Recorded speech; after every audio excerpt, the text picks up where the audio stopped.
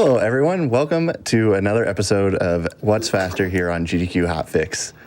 Just a reminder before we get started with anything, because we're still in the month of January, remember that all of your subs and bits will still go to the Prevent Cancer Foundation, since we're still in that event month. And then speaking of events, Unapologetically Black and Fast submissions are open. They're open through January 23rd. So please get your submissions in for that. We're really excited about that event. And the schedule for that will be released February 1st. And you can type !UBAF for the link to the submission form. So with that, let me kind of talk about what's going to happen on the show tonight.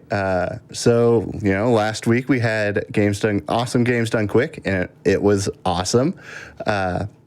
Tonight, we're going to show some more runs that were submitted to Awesome Games Done Quick. Obviously, a ton of runs get submitted every event, and not everything fits into the event, but we can show more stuff on Hotfix, so that's awesome. So first tonight, we have a couple of Zelda games. So we have Linkus, and we have Ryan here running Wind Waker and Link's Awakening. So if you two would like to go ahead and take it away and tell me when you're ready to start. All right, you want to open up, Linkus? Sure. All right. Well, I'm Linkus7. I will be running specifically Wind Waker HD, and this is going to be the any percent category. It's going to be completely unrestricted, so all glitches are valid. So manual super swim and all those glitches are going to be in the run. This is going to take, roughly speaking, about an hour or so, and then my opponent is... Hi, I'm Ryan Ford. I'll be running Legend of Zelda Link's Awakening DX. This category is any percent, no save quit, wrong work, or out of bounds, or no scoop for short. And pretty much any percent if you got lost there. There's a lot in that category. Exactly. But anyway, so the goal, if you guys have not seen the show before, is pretty much we're going to be going up against each other. It's going to be me versus him, and we're going to see who can complete the game first. It's going to be Wind Waker pretty much versus Link's Awakening, who can complete the game first. And with that being said, at least I'm personally ready to start. If you are? Yeah, ready to. Shall we get a countdown? All right. Yeah, all right. Let's go ahead and get started in 3, 2, 1, go. All right, good luck to you. Good luck to you too. Thank you. Yeah, I've actually never seen that category. I'm also going to be very, very polite and say that you can do all the commentary for the first 3-4 minutes because I'm going to be very busy for now, pausing. Okay. So you can go ahead and explain as much as you need about the Link's Awakening intro if there's anything exciting to explain. Yeah, sounds good. I guess I'll start off with I actually haven't seen like a full unrestricted run for Wind Waker HD. I'm definitely gonna have to check out the VOD afterwards for this. But yeah, so with Link's Awakening DX, so for almost every category, we have to walk to the beach first and get the sword that's left down there. So going through the text at the beginning and doing that takes about a minute. And then after that, this category diverges from the other no wrong work, no out of bounds categories, where normally you have to farm rupees on the beach and usually near the shop afterwards. But since we can't save work with save and quits in no scoop, we're gonna go up to the forest to get the tail key, which is what we need access to get to dungeon 1.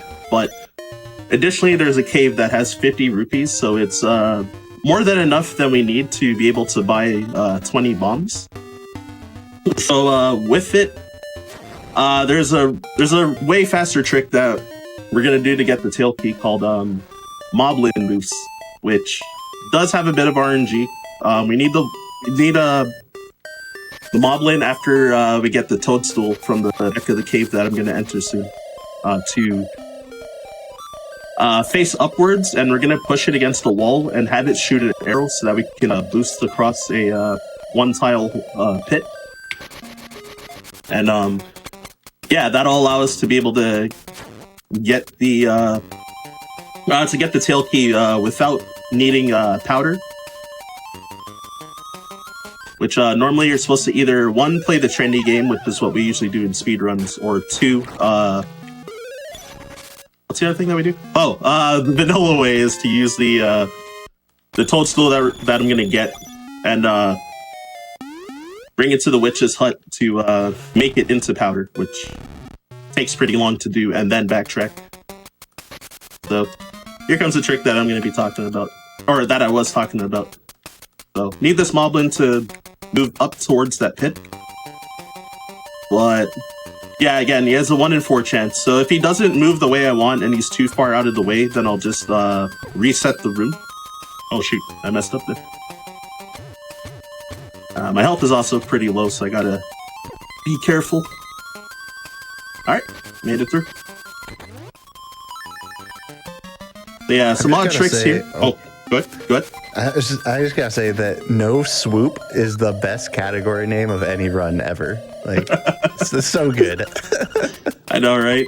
Because our regular, like, no wrong warp, no out of bounds categories, we call them no woob. Like, any percent no woob and 100% no woob. And then, yeah, the safe quit variant is say no swoop instead. Yeah, I was supposed to try and skip that text with the owl, which saves like 5 seconds, but I missed by 1 pixel getting to the screen transition. It's weird. Like when you open the chest, if you open up your item menu, the frame after, then and then buffer a save quit menu afterwards. So we can use save quit menus, but we can't actually like save and quit to like save warp in this category. And yeah, if you open that, you get control of Link faster. So you have like just enough time to walk down to the transition as the owl lands to talk to you. And because of that, you're normally able to skip the text that starts up, but I was short by 1 pixel because I probably paused the frame too late, basically. Yeah, so you might notice that I took a death. I stole the shovel because it costs 200 rupees. So don't steal. only in games where it makes it fast. And yeah, so when you come back, then the shopkeep kills you if you steal an item. So then afterwards, I went back into the shop and bought 20 bombs. I used the save quit menu to confirm the purchase faster. And then I stole the bow afterwards, because the bow is supposed to be an end game weapon, and costs 980 rupees. But yeah, we don't have time to be farming for that many rupees. Yeah. How was your and swim, if Lucas? anyone was, by the way, paying attention to my side of things, I just got done. That's why I was quiet. Right there, I performed a glitch known as a manual super swim.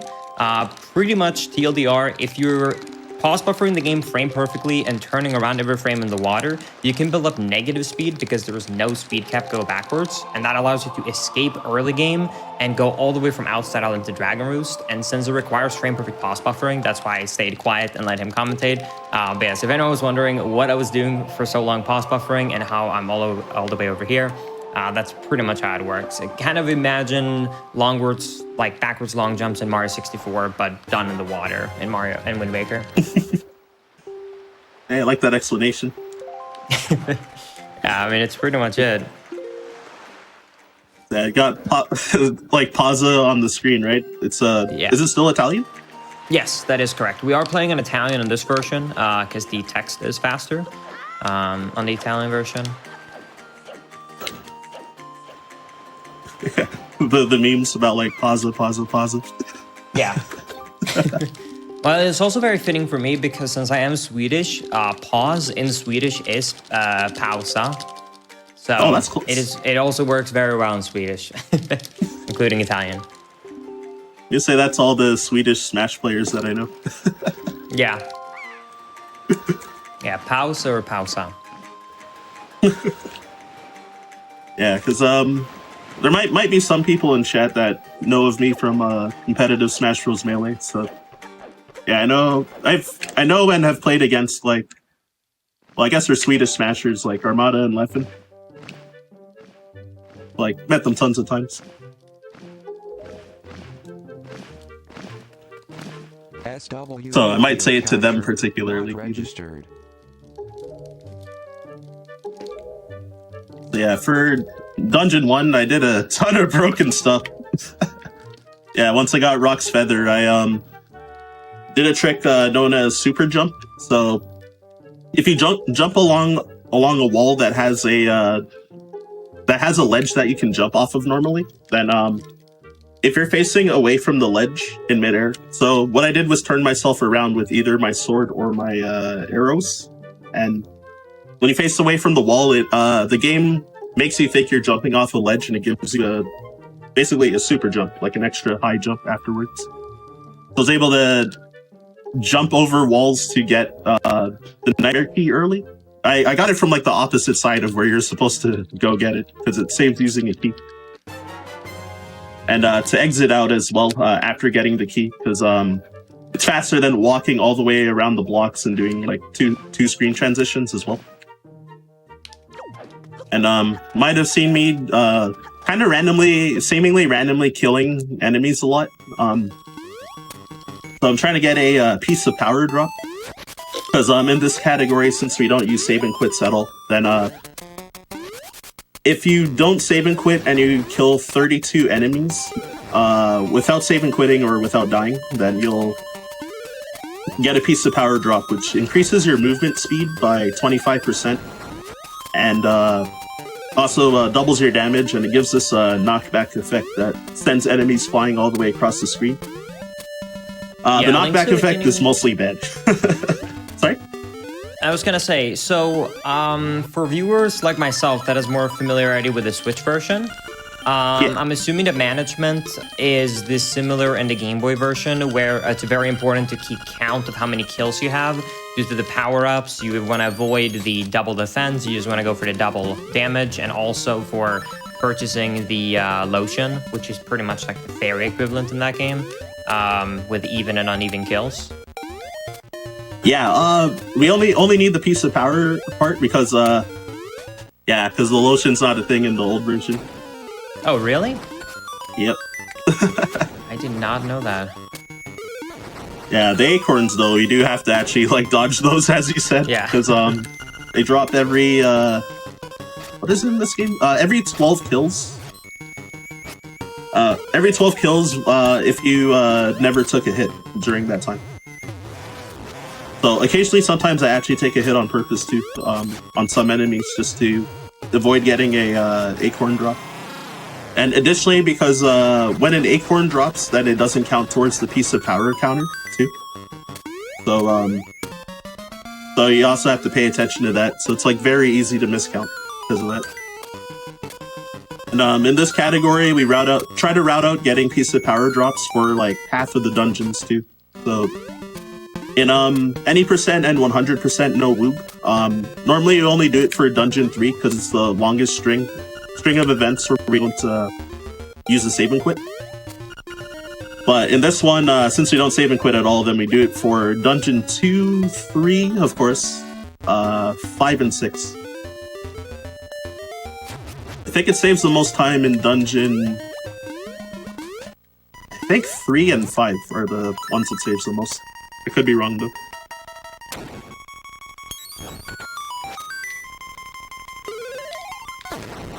Also, for everyone that is wondering what is going on the Wind Waker side of things, right now there's really not that much to explain for me. That's why I'm kind of letting the Link's Awakening commentary go further. Right here after the manual super sim, I'm pretty much going to progress kind of like a casual. I do not have a sword, which I normally would have, so I will have to get a little bit creative in terms of strats to be able to get through Dragon Roost. But it's not really too complicated, and it's not really too much that needs to be explained. If you're just watching kind of how I'm maneuvering and that fact that I'm throwing pots and, you know, rocks and different objects around the dungeon to be able to pick up swords or sticks and stuff like that, you can pretty quickly pick up on how the strategies work. And it's not until after Dragon Roost when we actually get the grappling hook where the speedrun really starts to get very glitch heavy. So there's not too much to explain right here. Yeah, that's fair. Roughly how long do you think it'll take to get the grappling hook? About another 4 or 5 minutes or so. So you're getting close. Yeah, very close. I would say like that's one of the kind of rough things about like any percent and why like a lot of people that speedrun Wind Waker for a really long time switches to the other categories is because the quote unquote like early game before the speedrun really starts to pick up, which is when you get the grappling hook, it takes a little under 20 minutes, which means that if you're grinding any percent, it's almost a third of the speedrun. So it can get very tedious to kind of go through the same motion over and over, while the longer categories, even if you have to go through the same thing, it's still, you can play much longer until you have to reset and re-go through the game again. Yeah, exactly. Yeah, to be honest, that's part of why I never picked up Majora's Mask particularly, because of the super long intro. Yeah, first cycle. Yeah, exactly. It's like my all-time favorite Zelda game, but I don't think I could ever pick it up as a speedrun. I definitely enjoy watching people run it, though.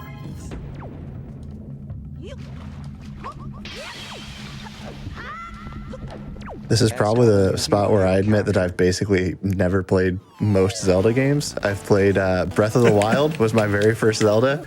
And then I recently played A Link to the Past thanks to the help of the Switch and save states.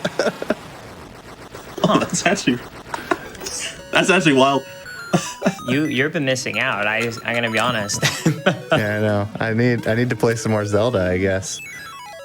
Yeah, I 100% recommend. Just trying your hand at like almost any game in the series, because it's not really much like continuity between them, so you could probably kind of just pick whichever one. So, Link's Awakening is the direct sequel to Link to the Past, so I'll recommend that. All right, I might have to check that out. The Switch version of Link's Awakening looks adorable, so. Yup. It also has a lot of better quality of life changes compared to the original. So I definitely recommend the remake. Yeah, for a casual perspective, the remake is definitely the way to go. For a speedrun, I mean, it kind of comes down to preference of the tricks and glitches you want to use, but casually, I think we can all agree that the Switch version is definitely really good for that. Yeah, I just got a Switch from a Christmas gift from a friend a couple weeks ago. There's a very generous friend. I know, right? I had to hold myself back from crying when I unwrapped it. Yeah, so I'm gonna try and get the remake as well, because I do want to learn to speedrun it. It's very, very fun. I actually surprisingly did pick up and speedrun it right at launch. And I had a really fun time with the Switch version. Oh yeah, I was definitely watching your streams around that time, actually. I do remember. Yeah, I saw your first time playthrough of it before you picked up the speedrun as well. It's definitely a fun stream to watch. Awesome. Yep. So yeah, just now I did a lot of series of glitches. Like I got into the villa in an unintended way.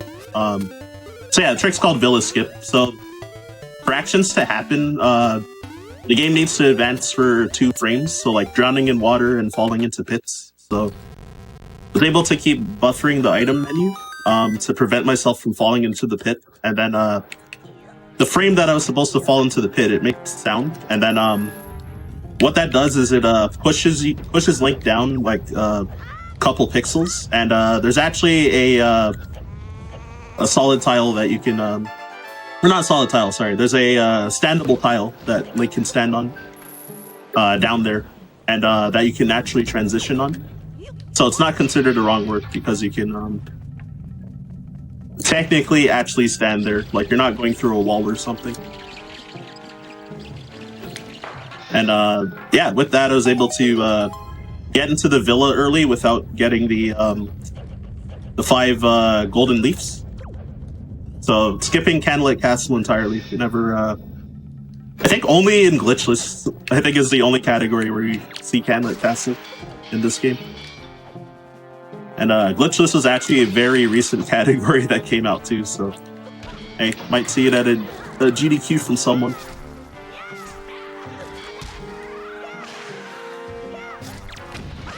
Okay, I'm gonna try a weird trick. Only once. If I fail it, I'm not gonna try it again. We call the French press. So The super jump off this wall. Oh my god, I actually got it, but...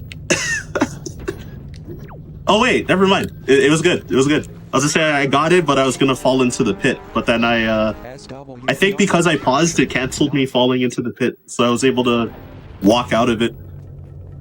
I had never seen that interaction before in that spot, so I kind of freaked out for a moment. So yeah, it saves... Alright, since I did an extra menu, I actually didn't save any time from doing it, but it does save one bomb. One bomb. Might come in handy later.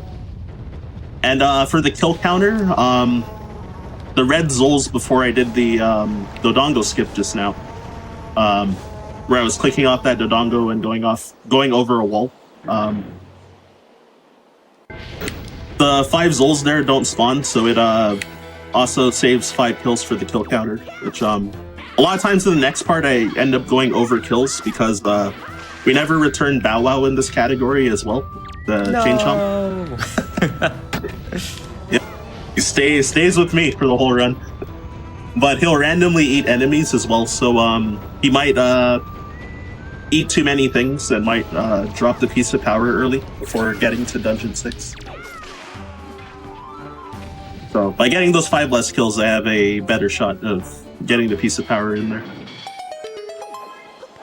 Also, on the Wind Waker side of things, I just completed Dragon Rose Cavern, so I'm just about to get the grappling hook, and this is where like the main kind of glitch of the game comes into play. And it is going to be used in different kind of situations, but it still is done fundamentally with the same base glitch, which is item sliding.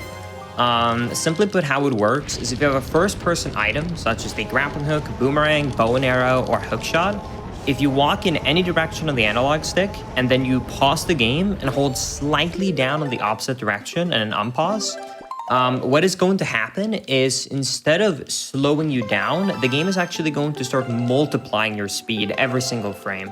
And this is, since it's multiplying, it's exponentially growing in speed, which means that we can use it for fast movement, like I just did right there, and we can also use it on the ground to charge up a lot of speed right here, then go into the water and be able to super swim really anywhere we want in the ocean.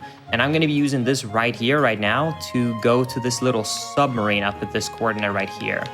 And the reasoning that's so important for this run is I have to go to Forsaken Fortress, and I ended up skipping it with the manual super swim. Thankfully, these moblins right here function identically as a normal enemy versus the guards in Forsaken Fortress. The only kind of difference in between the two is that they have one check to check if you have a sword in your inventory. If you don't have one, they act like the guard, and if you have one, they act like the enemy. So that pretty much allows me to run warp into Forsaken Fortress, and I'm now going to try and pretty much speedrun through this area as quickly as possible, with a bunch of item slides to get through it really, really quickly.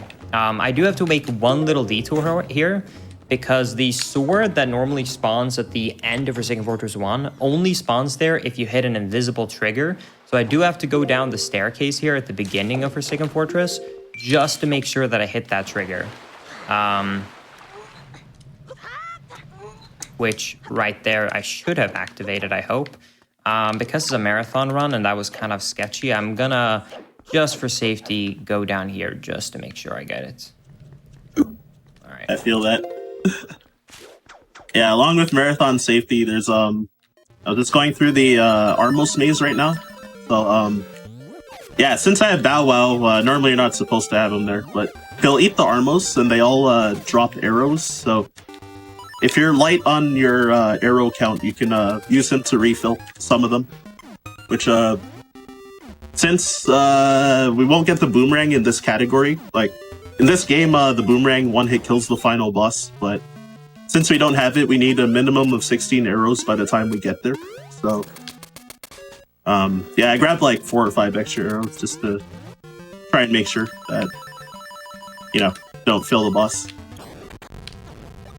But if I have NA aim, might still end up failing that, but we'll see at the end. Thankfully, though, if you safety save before going into the final boss fight, you can just re-go through the egg and retry it, correct? Yeah. Yeah. Yeah. Technically, the run will be invalid, but Marathon. Marathon safety. Oh, because no save and quit? Yeah. That's fine. We're going back in time, not forward in time. It's okay. As long as it loses time, it's valid. Yeah, there you go. Also, BRB 1 quick second during this cutscene. Oh, I forgot what I was going to ask. It was something to do with item sliding, but I couldn't remember. Well, now you have time to remember. And we can just, trash talk Linkus while he's gone. Easy. So you're going to win this, right? We'll see. How do you feel about the run so far? Yeah, low-key, there's been, like, a bit of, like, silly mistakes that were just straight up on my end, but, for the most part, I think the RNG has been, like, kind of average throughout the run, so it's, like, not bad, actually. Nice. That's good. I thought at least, like, one portion of the run would be, like, would have this, like, in the early game would have some, like, really horrendous RNG, because, I don't know, it just seems to commonly happen, but... Sure. It's actually been, like, very, like, mediocre, honestly. Which, I mean, it's not bad, and I'm not, like, not at all disappointed with that. Right.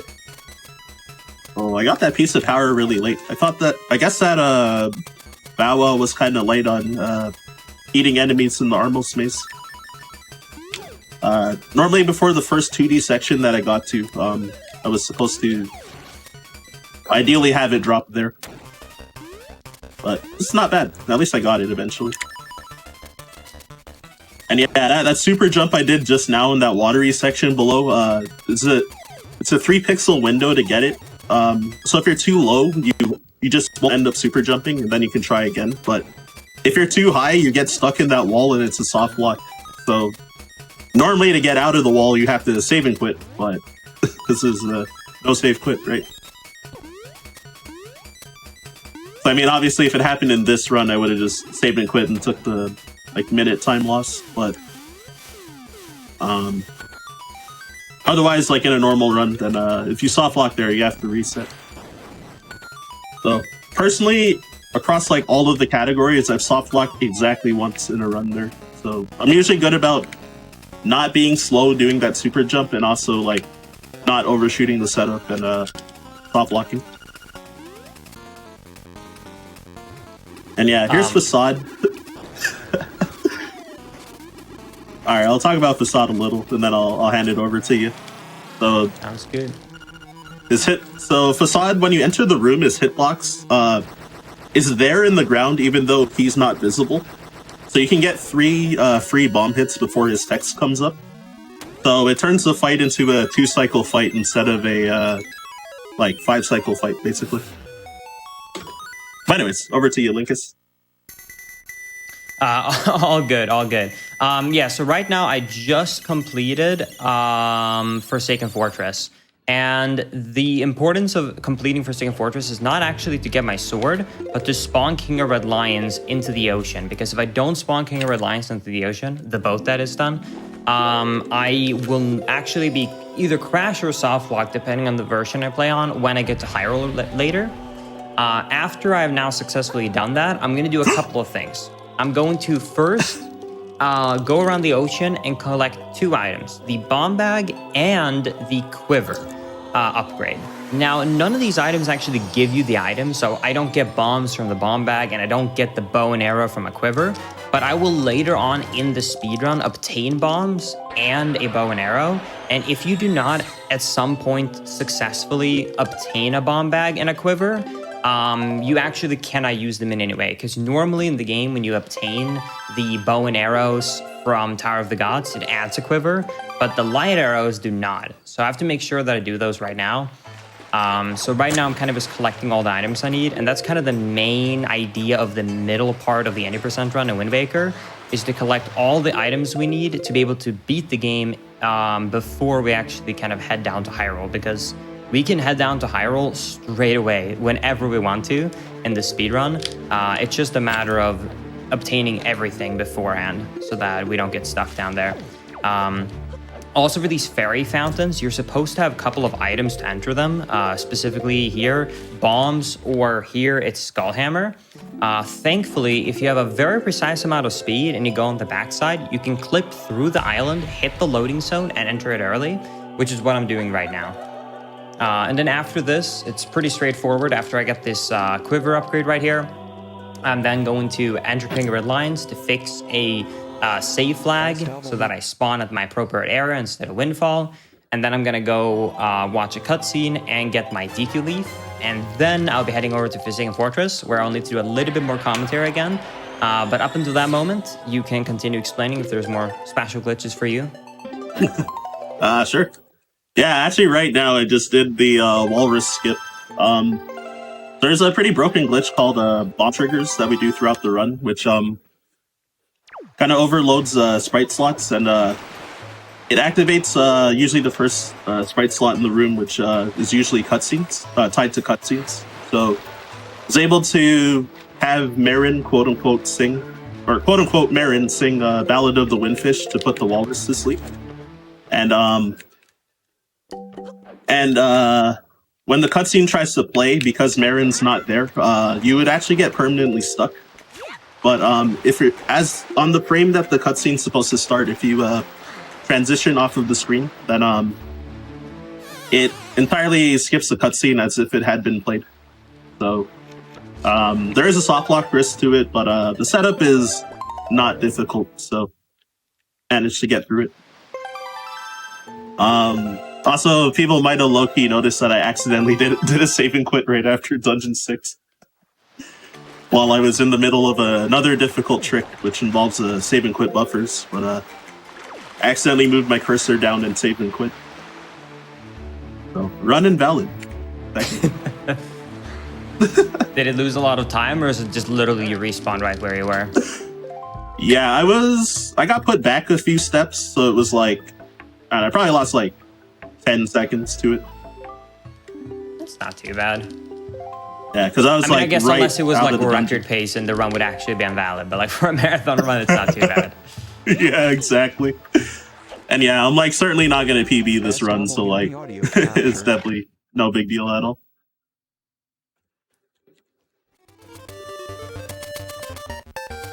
Linkus, where are you right now? You're just kind of inside of an island?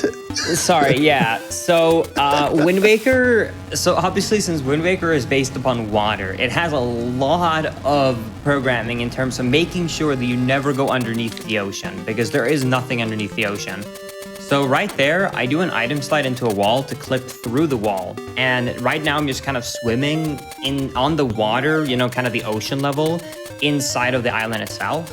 And the reason it's so advantageous is because if you're ever in a base of water and there's water above you, you always get put up to the higher base of water, just to make sure you can never go underneath water. So I clip inside on purpose so that the second I swim underneath the loading zone of Forest Haven, since it is a water floor, it puts me up on the water floor, hits the loading zone, and immediately lets me go in. So I don't have to spend all the time kind of throwing my grappling hook and going over the enemies and stuff like that. Oh, that's actually really cool. I didn't know why that was a thing. Yeah, no, it's a really cool movement trick. We use it a couple of times in the run. There's a lot of those kind of mechanics in Wind Waker in terms of collision checking. There's also some bugs related to how it checks for collision too. Like even Casuals might have noticed this. Sometimes if you walk close to a wall, certain walls in the game, you can sometimes get voided out and get crushed. Because the only thing that checks for if you get crushed by, let's say, a block that falls on Link's head, is it only checks if there's collision underneath Link and on Link's head at the same time. So some walls that don't have perfect collision, if you walk against them in a certain angle, it can sometimes for just like a frame, have a pixel of the wall kind of hit the top of Link's head. And since he's standing on ground, it thinks that he's getting crushed and avoids you out. So there's a lot of interesting mechanics to how it's calculating your positioning. And that's also going to be actually very essential for barrier skip coming up later. And it's also kind of how clipping out of bounds works in general in this game. this game, how it's programmed in simple terms, is that let's say I'm running into a wall with like 100 units of speed. Even if it's stopping me at the wall, it's actually calculating my potential positioning every single frame. So it looks at where I am, it looks at my XYZ coordinates, it looks at my speed, my angle, and then it looks at where should you be put. And then it does a check, is there any collision in between where we want to put you and where you currently are located? And if that check comes back as true, it will put you against the wall. But this can be used very, very easily because that little check in place for is there collision in between you and where we want to put you is not always perfect, especially if it's a sloped surface or if there's like a few pixels of gaps in between walls and stuff like that, or like where seams meet up. And that's how we have used our out of bounds in this game so heavily, is by purposely item sliding with a lot of speed into those areas. Because at high speeds, it often will fail to check and realize there is collision in between you and where we want to put you, and then it just clips you through. Also, right... Sorry, continue. Oh, I was gonna ask if that was why sometimes you like clip through islands when you're like super swimming. Yeah. Or is that just because it doesn't load in time or something? Some islands is because you don't load in time. Sometimes we do it on purpose because we're coming in from a specific angle. But often it's because the islands doesn't load, because this game can only have one island loaded at a time. So, so that we use that to our advantage in certain situations. Right here, it's about to come the biggest kind of sequence break. So normally, Forsaken Fortress 2 cannot be accessed until midway through the game. And it brings you down to High Roll 2 specifically, which is normally when you find out that Tetra is Zelda and stuff like that. A lot of things are happening internally in the game that are very essential that we hit in terms of flags. And normally you could never get to Forsaken Fortress 2 in this point in the game. Thankfully, with a DQ leaf and a item slide item, we have everything we need to actually enter Forsaken Fortress 2 early. So I'm going to super swim all the way over to Forsaken Fortress 2. And right now I'm going to do a lot of movement to get up to the top early. And once I'm over at the top, I'm going to be using item sliding to clip inside of the door. And right after I clip through as well is when we're going to get to one of our major new glitches in Wind Waker, which is going to be something known as paw storage, which is very, very useful. So right now, as you can see, I'm going to be item sliding to get around here. And it's also very important that I use an item slide here as well, because if I go in front, I'm going to activate a fight trigger for Phantom Ganon. So I actually have to do this movement that I'm doing exactly the way I'm doing it to avoid the Phantom Ganon trigger, and also to not have mini blend spawn, because that will also mess up with my camera. But right now, when I'm at the door, I obviously don't have the skull hammer. So I'm going to line my B button up with this specific texture. And then I'm going to try and item slide into this corner. And then when I get a certain amount of speed, I'm going to stop charging more speed, try and line myself up right here. And hopefully, if I did it right, I should jump into the door. Beautiful. And now I'm going to try and do this glitch. So what I'm going to try and do is I'm going to try and side hop on the same frame as I open up my options menu. And the reason that's so important is because of the fact that if you have the options menu open, or if you open the options menu, I should say, on the same exact frame, that if you open up the options menu on the same exact frame as you enter a loading zone, the options menu will not be closed when you go through the loading zone. So the options menu will stay open. And that allows you to save and quit the game in the middle of a cutscene. And as long as you activated the cutscene, even if you save and quit out of it, the game is going to be like, well, he activated it, so it's been watched. The kind of flag that indicates that it has been watched has already been hit. That allows us to skip the entire 3-4 minute cutscene right there. And from there, we can simply item slide up. And even though we don't have the skull hammer, we do not have to worry about that, because skipping Helmrock is one of the easiest glitches in the entire game, actually.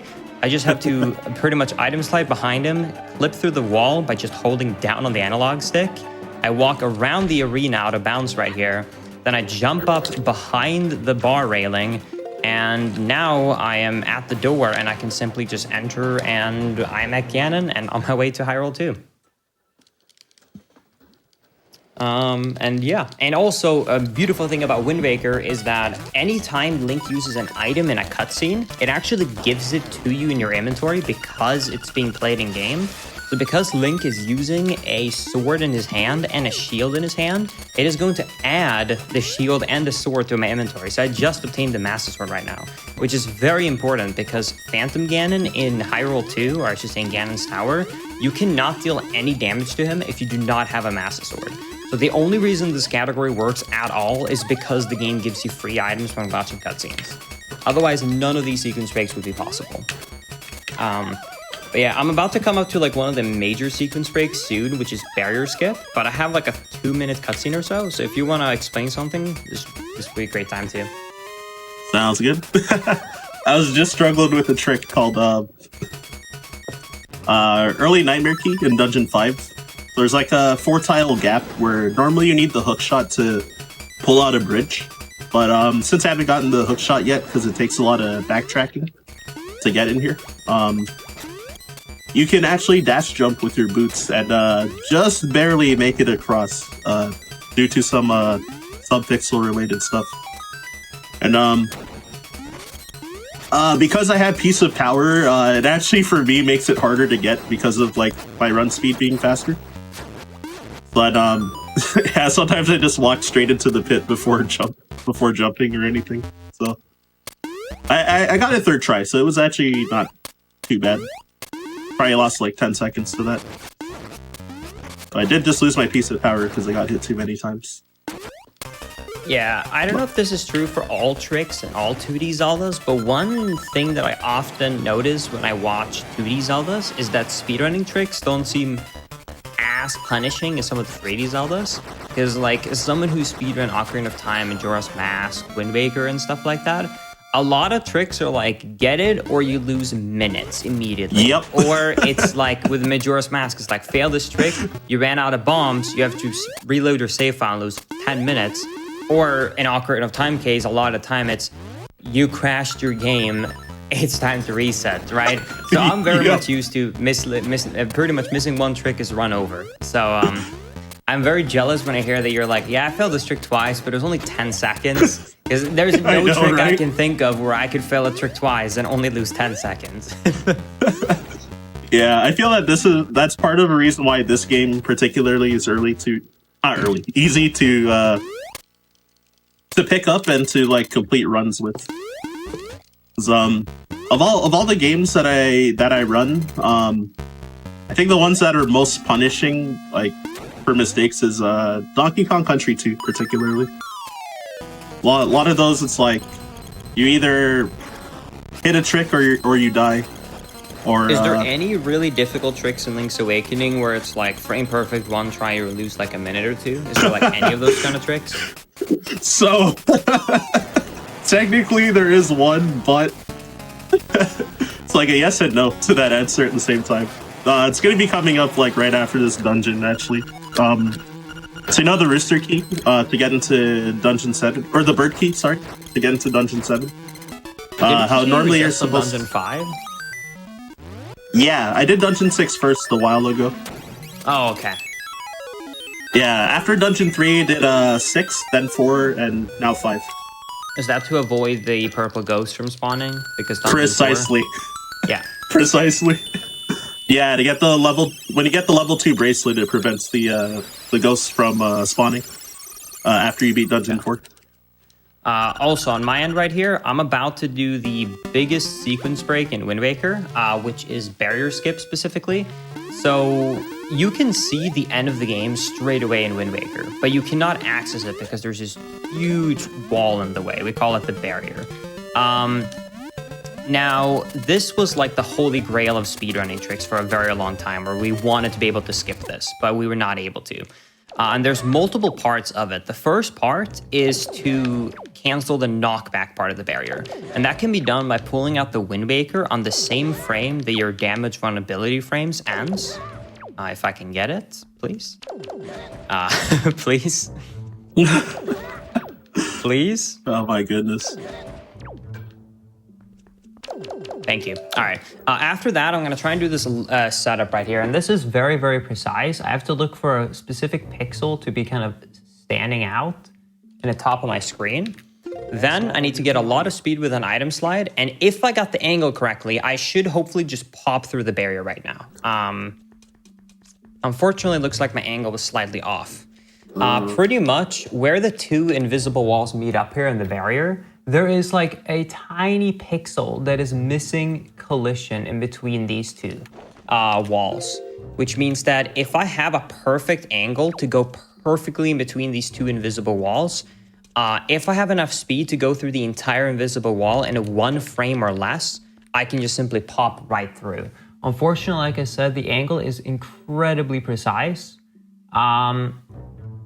When you look around in this game with 365 degrees, there's about 65,000 different values that the game can register, and only about 10, 15 of them actually is good enough to get barrier skip with. So you have to look for literally one outstanding pixel to be able to kind of determine if you have the right angle or not. So it is very precise. Thankfully, I got it on the 3rd try there, so not too bad. And we are now officially in Ganon's Tower. And this is also when a very kind of lucky part comes into the run. So normally before, we could never really have easily bombs in the speedrun without losing a lot of time to go out of the way to go to the pirate ship. But what we discovered is that if you can somehow get a bomb drop, the game actually adds the bomb icon into your inventory. But the game has a check if you have the bombs, and if you don't have it, they never drop. Except for in the trials. In the entire game, for some reason, the one drop in the trials do not check if you have the bombs and is a guaranteed 100% spawn bomb, which means that if we just pick that up, we will immediately be granted the bombs. And since I picked up a bomb bag earlier, when the icon gets added into my inventory, I will have usable bombs. And then I use that right there to clip partially through the wall. I do a frame perfect roll clip to go out of bounds and skip the entire trials, which is very important because I don't have all the items to beat them. And even if I did, it takes about 15 minutes. So it's very important to skip those. And now when I have that out of the way, I am going to be going through this maze and getting the light arrows, which adds bow. And because I got the quiver already, I can also use those. And the order for this is always the same. It's always down, left, up, left, right, up. So as long as you memorize that order, you can always go through it with item slides. So it's going to be very, very fast.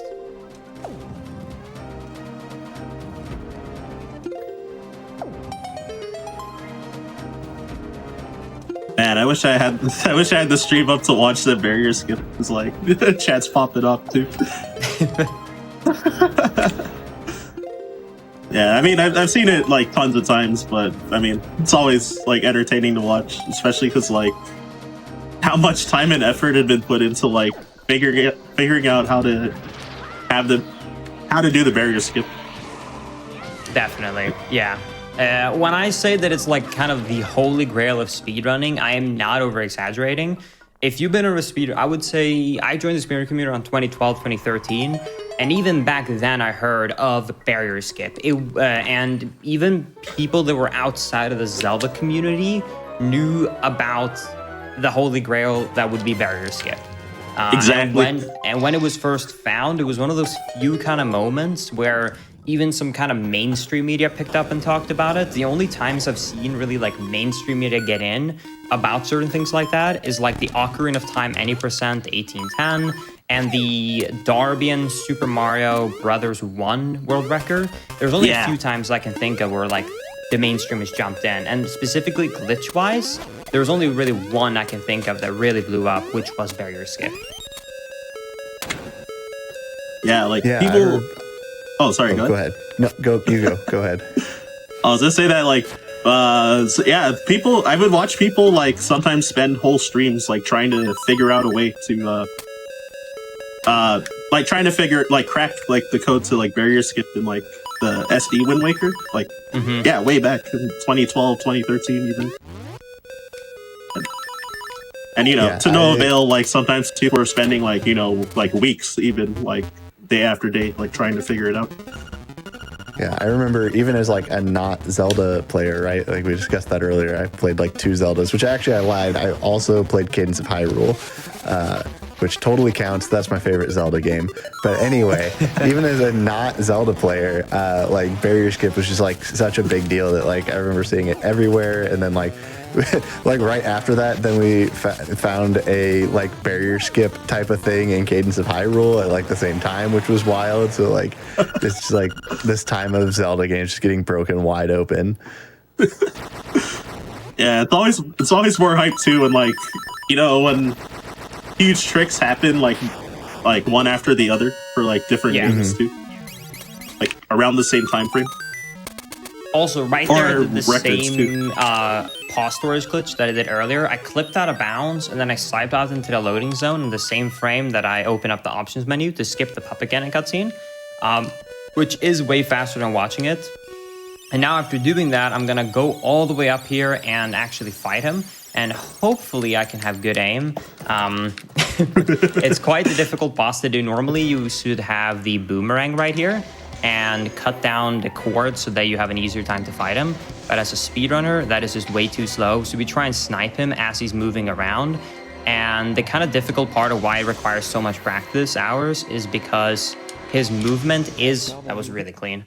His movement is luck-based, so you kind of have to look at how he's moving and based upon just feeling, know the distance he is away from you, where you should aim. If he's moving, you kind of have to aim ahead of time because he's, you know, to kind of count into consideration how he's moving around. So there's a lot of stuff that goes into it. For the second phase here too, there's a frame-perfect trick known as Crip Shot, where you can actually get a double hit. So you can hit him one time and then hit him a second time as he's going up. Let me see if I can get it. Oh, yeah. You need a good angle and you need to time the frame perfectly. But if so, we should be able to make this a 2-cycle. Let's see. Ah, missed it. That's unfortunate. Wait, yeah. Isn't there a soft lock risk or something with it? Or am I thinking of the wrong part? Not with that specifically. Alright, never mind then. My bad. Also, it's not really worth to go for on the second try because I actually had to start taking damage for a trick coming up soon after this boss fight. So if you miss it the first time, you kind of just don't go for it really. It doesn't really save enough time. Because I actually want to get hit by him purposely when he comes down because it deals a full 1 heart of damage, which is very useful. And I'm going to be using this to also take damage throughout the second phase here. Yeah, makes sense.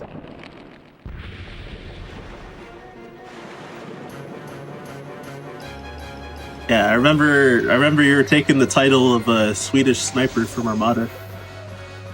I was first. He might have popularized it, but I was first. Hey, can't argue with it. And that is puppet cannon. Beautiful. Alrighty. So what I'm going to be doing right here is I'm going to be setting up a trick. And this is one of the worst tricks of all time. And unfortunately, also with the new route, I have to do it twice. So this is the zombie hover. So I cannot get up to the final platform in Ganon's Tower right here because it does require the hook shot. And the only glitch to be able to gain height in this game that we know of is something known as a zombie hover, which requires you to get down to 0 HP.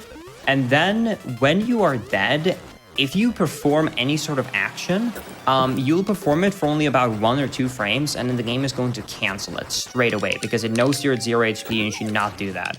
But that's actually allowing us to do the glitch to begin with. Because if, let's say, I do a jump slash on that little time when I land after getting exploded by a bomb and I die, I will gain some height, and then it's going to cancel it. But if I then time a B button press, I will do a midair jump slash, which also gains some height. Unfortunately, due to gravity pulling me down, to be able to gain height with this glitch, I have to mash very quickly. If you mash about 9 times per second, you are gaining the same amount of height as you are losing to gravity, which means you'll be going straight forward. So to actually gain significant amounts of height, you need to start averaging about 12, 13, 14, up to 15 times per second mashing. And on top of that on top of that as well, I also do have to deal with RNG here because there is no heart that can save me from this glitch. But there's these morphs that I can use to actually cause a heart drop. but natively in the game, they're not allowed to drop hearts if you don't kill them with the sword, which means that I have to purposely get hit by a morph on the same frame that I slash it with my sword. But when a morph is attached to Link, when I roll to get him off of me, he can go in any direction. It's totally random. So I have to get lucky that he goes in a perfect angle, or else I won't be able to do it.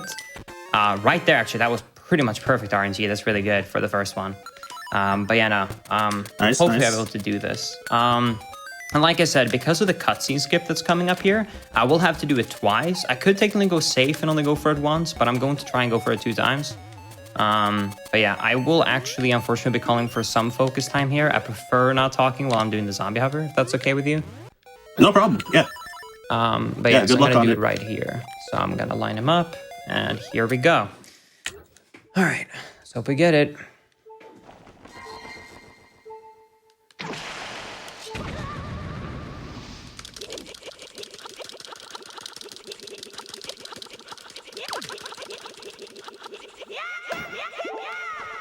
Okay, that's one trick down. Now I have to do the cutscene skip.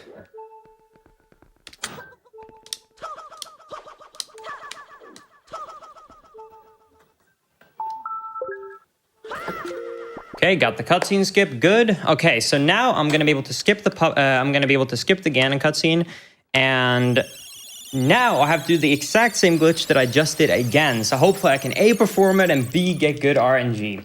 But yeah, while I'm setting up so I can do it a second time, if you want to explain something or talk about what's going on in your end, you can. I will let you know when I'm about to do the second zombie ever. All right, thanks. So Bow Wow caused a guardian acorn to drop on me right now. But yeah, I'm pretty much at the end of the run at this point. About to get into the windfish egg. So it's about a minute of cutscene roughly before that. So first talking to the owl, and then gonna be playing the ballad, well, quote unquote, playing the ballad of the windfish to open the egg. But because bomb triggers again cause cutscenes to activate, then I'm gonna actually bomb trigger it because I don't even have the ocarina right now, let alone having the song. Also, right here, if you're wondering, I'm just kind of doing some fast strats to take damage right here. If anyone in chat is wondering what I'm doing, this is the fastest way you can use to take damage.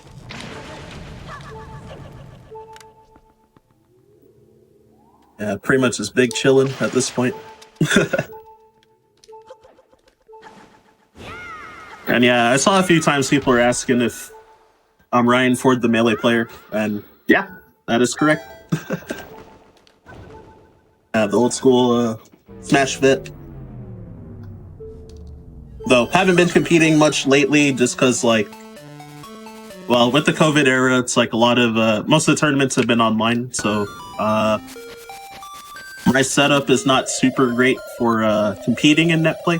So I do sometimes play like casually on unranked or versus top players behind the scenes when they ask for like practice or something, but I usually haven't been streaming it much. So yeah, now that I've entered the windfish egg, so there's this maze. So the pattern always defaults to left, left, up, right, right, up, left, up. And then the pattern changes if you actually read the book with the magic lens, but since I never did it, then it's always that same pattern. Now there's a series of stuff to do in this fight. So I did a bomb trigger to cancel, there's like 12 seconds worth of text, so I canceled it out. And it also prevents the music from playing, and music in this game actually rolls RNG. So without the music playing, we're actually able to manip the Aghanim phase for the nightmare fight. So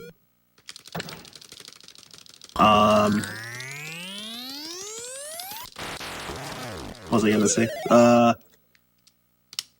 Yeah, so pretty much doing that all right now. I'm actually using an app on my phone to tell which pixel I need to stand on to do the manip for each cycle. So either you want to be 1 pixel away from the wall or be right up against the wall for the last 2 cycles of the Agnum phase. So you can get 0 blue balls by maniping it. If you fail to manip, you lose about 8 seconds for every blue ball you get, and you can get like an indefinite number of blue balls as well. Like, for example, there was an event called Juneteenth on this GDQ channel. I actually went over estimate because I messed up manip and I lost like 1 minute and 4 seconds, like the straight RNG. Also, time is coming up for me. All right, call it when you're ready. All right. Yeah. And time. Nice, good game. Nice, GG. Yeah, I'm about to be on time in... Oh, wow, I missed a shot, so I need 1 more hit for this boss, and then when the stairs spawn and I reach the top of the stairs and the screen starts fading to white, that'll be time. So, it'll be like 10-ish seconds from now. What was the final time, by the way? And... time. Nice, GG. Linkus, looks like your time was a 57:26. Not Nice. bad. That's only 40 seconds off my PB. Dang. Hey, that's pretty dope. Oh. Yeah. So I'm guessing I had like also sub 58. Give me a second. Let the delay kick in, and I'll see your time. Yeah, looks like you were 57:58. So yeah, about Sub 58. Sweet. Alright, cool. Yeah, that means I was like pretty down to the wire then. That's cool. Yeah, GG, you know, that was very, very, very tight. You guys didn't hear the conversation we had going into this, but I asked beforehand, I was like, what's your PB? Like, what are you expecting here? And when he told me the expected time was about 55 minutes, I was like, heads up. The odds of me winning this is very, very low. So I definitely got quite lucky that I had a very good run and that he messed up a bit. But honestly, content-wise, I think that was a much more entertaining race than one of us finishing 2 minutes apart, because that was really down to the wire that we were both on the final boss fight at the same time. Oh, 100% awesome. agree. Yeah, that's awesome. I So, had a blast, like kicking it. yeah. Well, before you two go, why don't you tell everyone where we can find you, where we can see more of your content? Oh, for sure. Okay, I'll go first. Yeah, so I'm Ryan Ford.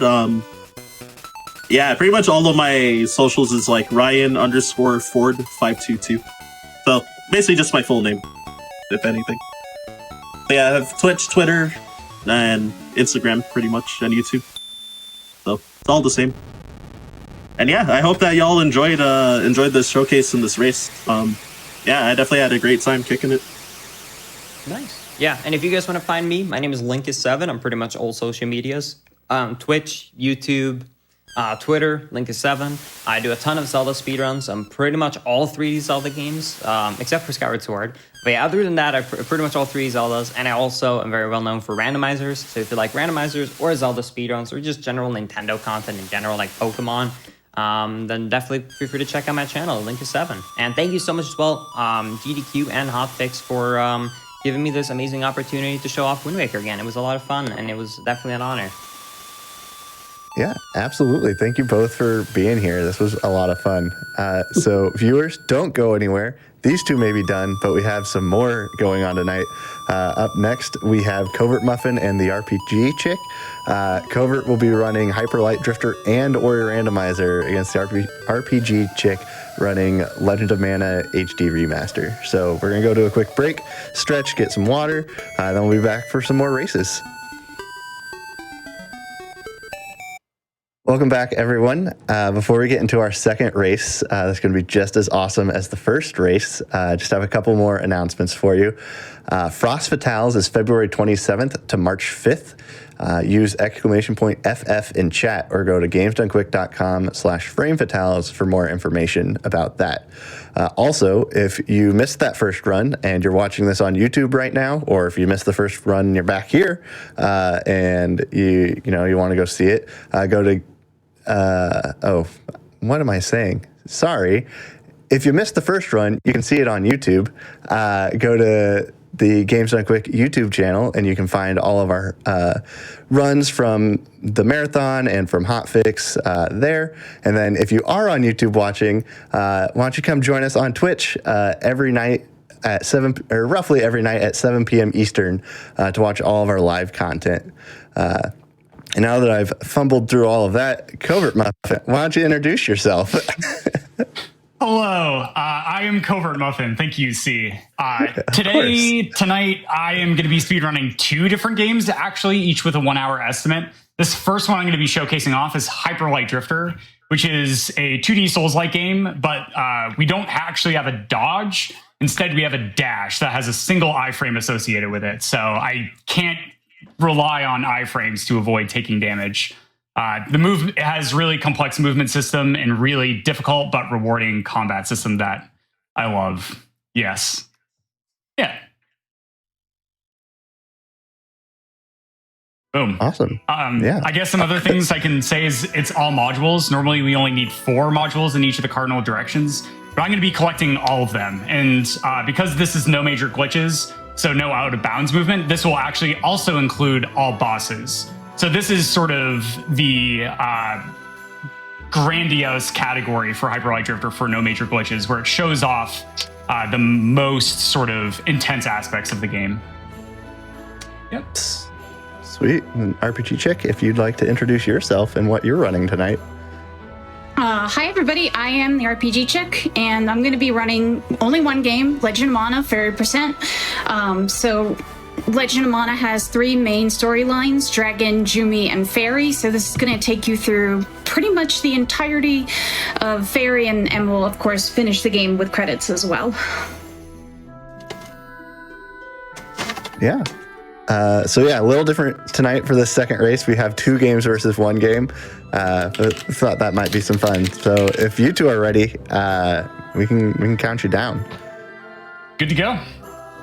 All good here. All right. 3, 2, 1, go. And good luck. Thanks. I'm Thank you. gonna need it.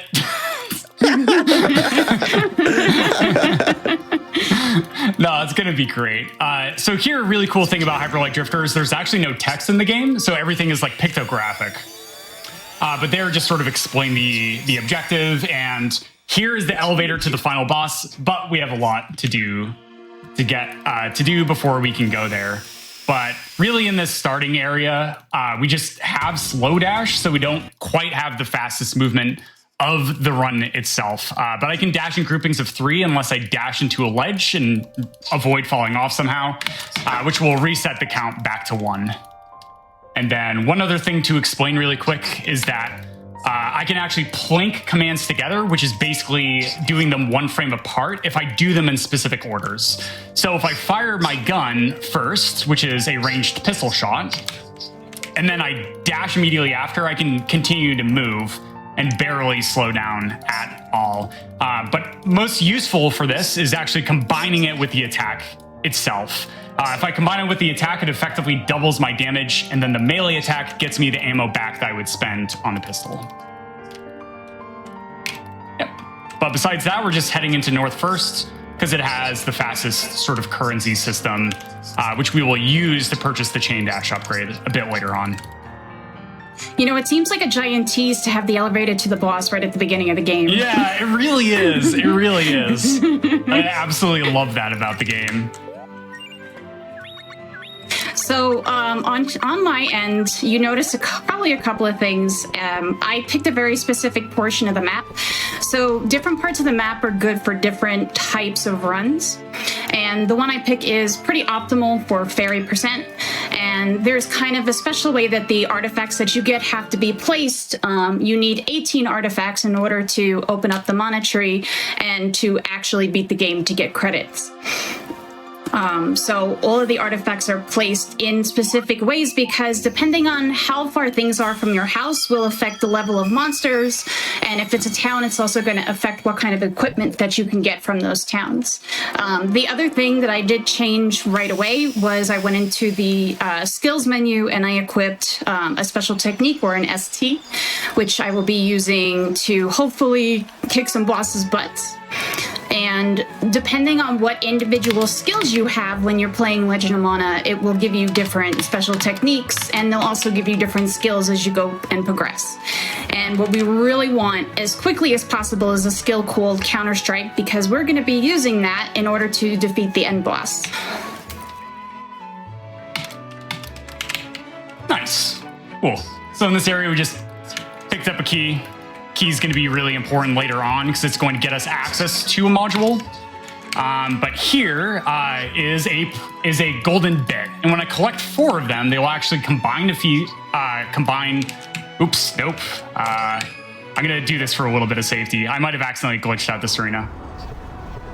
Uh-oh. No, we're good. We're good. Okay. So if I accidentally dash on the first frame, that I gain control of the drifter, which I think I accidentally did there initially. This arena doesn't actually spawn, and you soft lock within the arena, having to lose about like a minute or so. So I just decided to back out.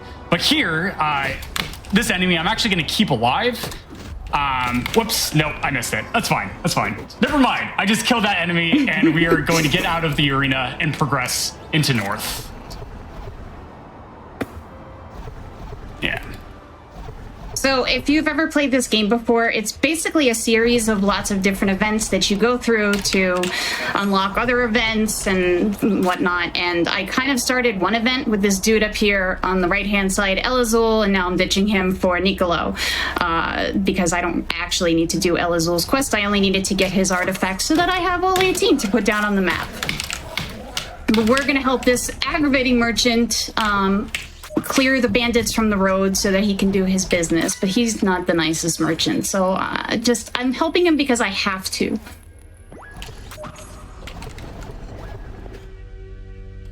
Nice. Okay, so here I just ended up grabbing a second key. Normally in any percent we actually only need a single key, but for all modules we actually need 3. But really conveniently for the category itself, as I just dodged some bullets and birds, is that the keys that we have to collect extra are really just right on the way to the respective modules. But here, this is going to be one of the scariest parts of North. Basically, I am on a global cycle the moment I enter this room. Oh no, I missed. Uh-oh. Okay, so now my cycle is going to be off, especially. And so I have no idea what's going to happen. But basically, these crushers are now going to start moving. If I end up getting pincered by one of these crushers, I will just instantly take a death. But my cycle looks, yeah, good for a backup, so that's good. But it's not over yet. So now that I made it into the second room, we're going to collect a bit. Nope, I'm dead. Oh no! It's fine, it's fine. But this is Hyper Light Drifter, okay? Fortunately, I practiced both the original cycle and the backup cycle, just in case I ended up taking a death. So we are A-okay. But coming through here, we are going to come into an arena, and normally in any percent we don't actually collect this upcoming module because it takes so long to get to. But because it's all modules and I have to collect every single module in the game, I am not allowed to skip it. And interestingly enough, we actually get the any percent module near the end of North rather than in the beginning, because it's a little bit faster to do it, because we're going to upgrade our dash before we return to North. So now that I've collected the second module, we're going to collect one more, which is going to allow me to open the door, leading me to the first and the hardest boss of the entire run, who is known in the literal code of the game as Jerk Pope. That is amazing. Yeah.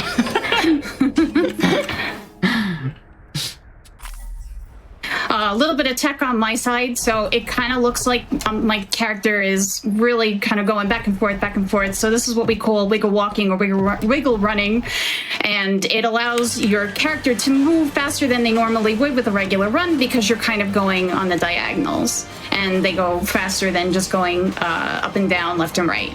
Also, other things like chaining together power techniques and the jump command. You're going to hear some honk thwacks in a little bit. That is a power cancel. So essentially a special technique button that doesn't actually have a special technique attached to it. And it allows me to cancel out of a power move, which would normally take a long time to recover from. Okay, awesome. Oh boy, okay. So Yep. So I didn't mention this, but I'm actually playing on a specific drifter known as the alt drifter. Normally, we end up having 5 health, which, as you can see, I don't. I only have 3 of these green squares, which is my health meter. A lot of enemies in this game end up dealing 2 damage each. And so it's very easy to accidentally get 1 shot in this game, as we just saw there. So the death counter is up to 2 as we grab our 4th of 8 modules in North. But here, that was totally fine. I am intentionally slowing down for showcase safety in order to grab checkpoints. At the start of most screens, there is a checkpoint, but the problem with it is it waits around 0.5 seconds before it decides to activate. But here, upcoming here, this is going to be North Boss. I'm not going to commentate during this because there's going to be a lot of moving parts. Basically, all the purple things that you see appearing on the screen, like the pathways that will be chasing around my drifter, deal 2 damage each. So I am going to try and do this without dying and do it fast. So here, that was the first boss on my end, which if you played Secret of Mana, that was the Mantis Ant, the very first boss that you fight in Secret of Mana. Not too much more difficult in this version than it is in the Secret of Mana version. And now that we have finished Nick's quest, we're going to get a couple more artifacts placed down on our map so that we can continue progressing the story. And some other stuff, like if you notice the crystals that are dropped from the monsters, those serve as your experience points, and you do want to get a certain amount of experience at the beginning while you have the hammer equipped, because in this next town we're going to actually shift to the one-handed sword because it's a little bit faster. The hammer is very slow to move around, so depending on what weapon you actually have equipped, your character will move either a little bit slower or a little bit faster in the battle scenes. But the hammer is one of the most powerful weapons, and so we use it a lot at the beginning because it gives us a bit of a strength boost when we gain levels, and we're going to use it at the end because it makes defeating the Mana Goddess a lot faster. Nice. Cool. So I got through North Boss without a death. It's nice. Here is Chain Dash. It is kind of complicated, but the idea is now in the top left portion of your screens, you'll notice a very thin gray bar. Pretty much, as long as I have that gray meter, which is known as stamina, I will be able to dash at a faster rate. So here, you'll notice that I am now reverting back to slow dashes, and while I'm doing slow dashes, my stamina is actually regenerating. So an interesting thing as well is, as I'm moving around, there is a cooldown associated with that stamina gain. But here's a blind movement section that is kind of like a maze. You really do just need to try and stumble around the dark the first time you do this. But as a speedrunner, I've done this dozens and dozens of times.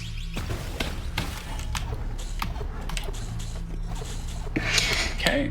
By the way, this quest is about 7 to 10 minutes of going back and forth between this sanctuary here and the top of the mountain where I just was. This is actually it serves 2 purposes. It opens Gato to the rest of the fairy quests because most of them do happen here in Gato. It also is technically part of the Jumi storyline, although it's not officially labeled as part of the Jumi storyline, but there's going to be a couple of quests that we're going to have to do in some spots to kind of open them up to the fairy storyline quests, and this is the one for Gato. And it's basically this poor sick little sproutling running back and forth here, and we're going to try to help it feel better while other not so good things happen in the background. Not so great things. What is going on over there? I mean, somebody might die, but it's fine. It's fine. All right, so coming over here. Oh no, I don't need that. This is the module will usually get second in any percent, but here with Chain Dash, there's actually another module that's after it, but it is a bit of a ways off. So having Chain Dash actually does save significant time for this module, especially compared to the other one that we ended up swapping out. But there, I'm just going to grab a safety health kit for marathon safety because, yep, that's why. that's why to try and avoid a situation like that where those thin birds with the hoods end up dealing 2 damage a hit. So if I accidentally get chunked by those pistol enemies, I am 1 hit away from taking death. Ooh, okay.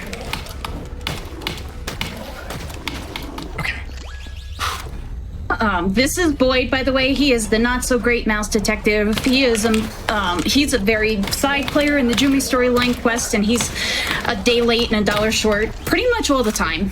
But it is amusing to watch him have steam spout out of his ears.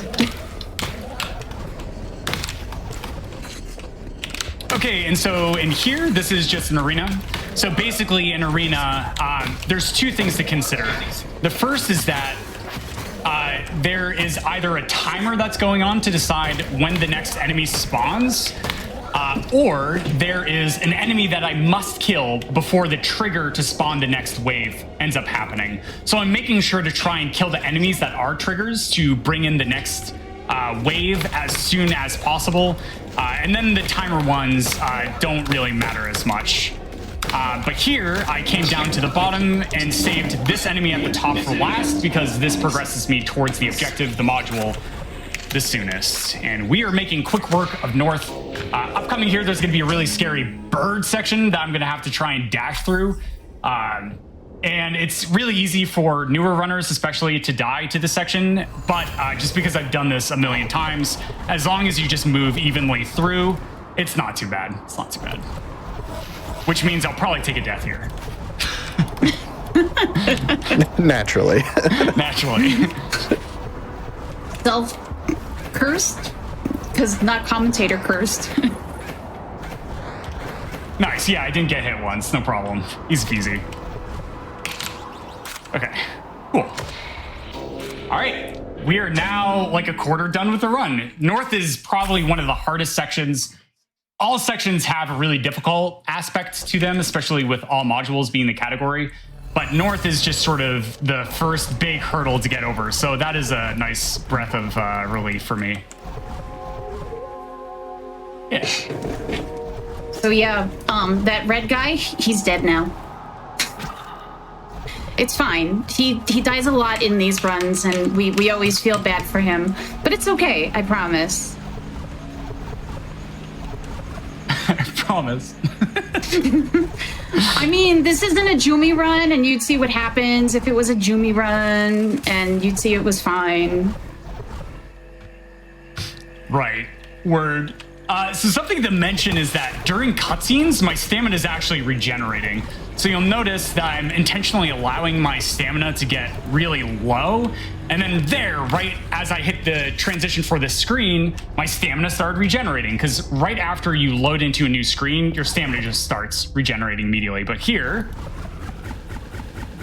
we can actually dash like an infinite number of times, as long as, you guessed it, I have stamina. So stamina management's like one of the big things, especially for the separation between intermediate and the best runners in the world in this game. Oops, as I go to 1 health. This is fine. So we just sold a whole bunch of stuff to pick up an iron sword, and honestly, I was kind of worried there for a second that we were not going to be able to afford it because I did not get a lot of item drops at the beginning of this run. But it's fine. We got it. We had 20 gold to spare. It's all good. Nice. That's always a relief when like resources like that just work out, right? Yes. Is there a lot of that for your speed game? Or it's a little less tight for the second weapon because you can technically sell the first weapon for a pretty decent amount of gold, and then for the last one we're going to steal money from a really crappy NPC anyway, so it's fine there too. But it's always the first weapon that's like, I don't know if I'm going to be able to avoid this.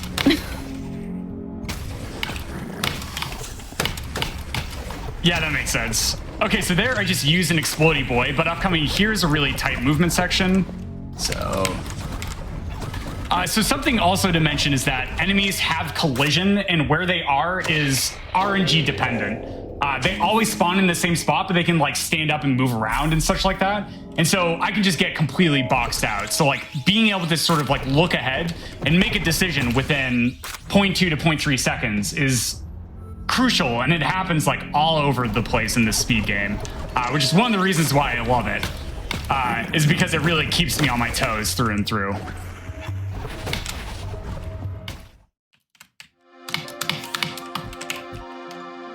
But here we actually picked up a weapon at the end of the North boss, the laser rifle, which is going to be useful for piercing through enemies. It does require more ammo, and it has a charge up time and a weird sort of cooldown property around the weapon, but it's going to be very, very useful in specific arenas.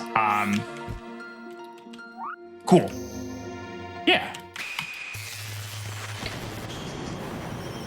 So the next quest we're going to do on this side of things is going to be another one of those, hey, we kind of need to do this to open up the area. So we're going to rescue that British teapot that we saw just a little bit ago that Nick was trying to swindle. It is. It's a British teapot. Excellent.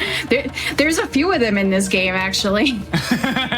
So wait, you've got a great mouse detective and a talking teapot. I'm starting to notice a little bit of a theme here.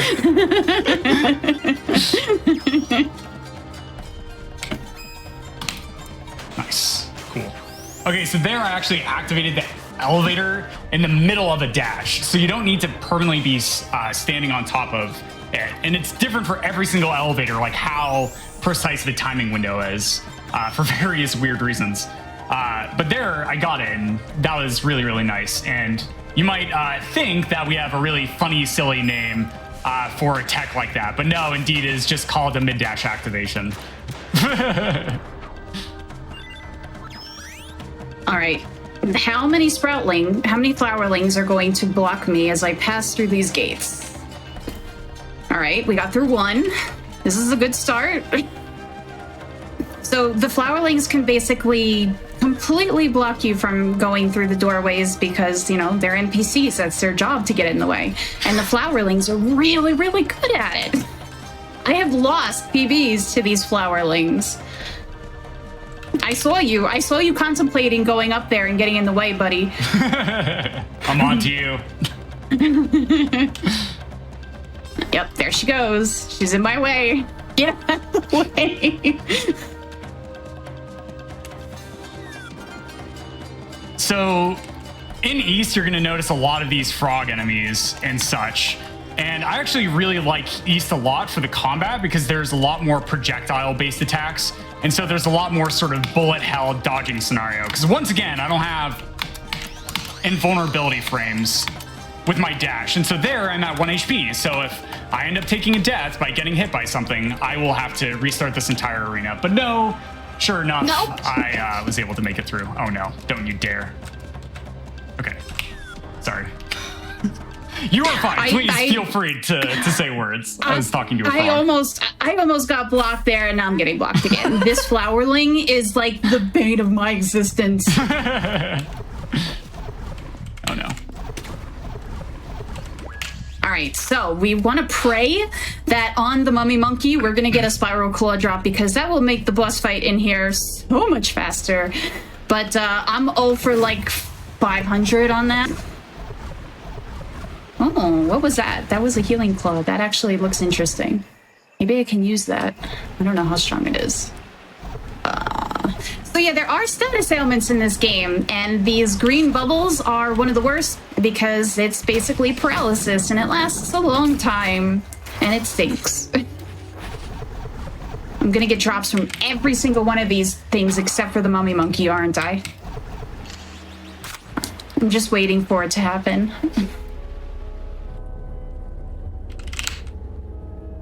Yep. Saw that coming.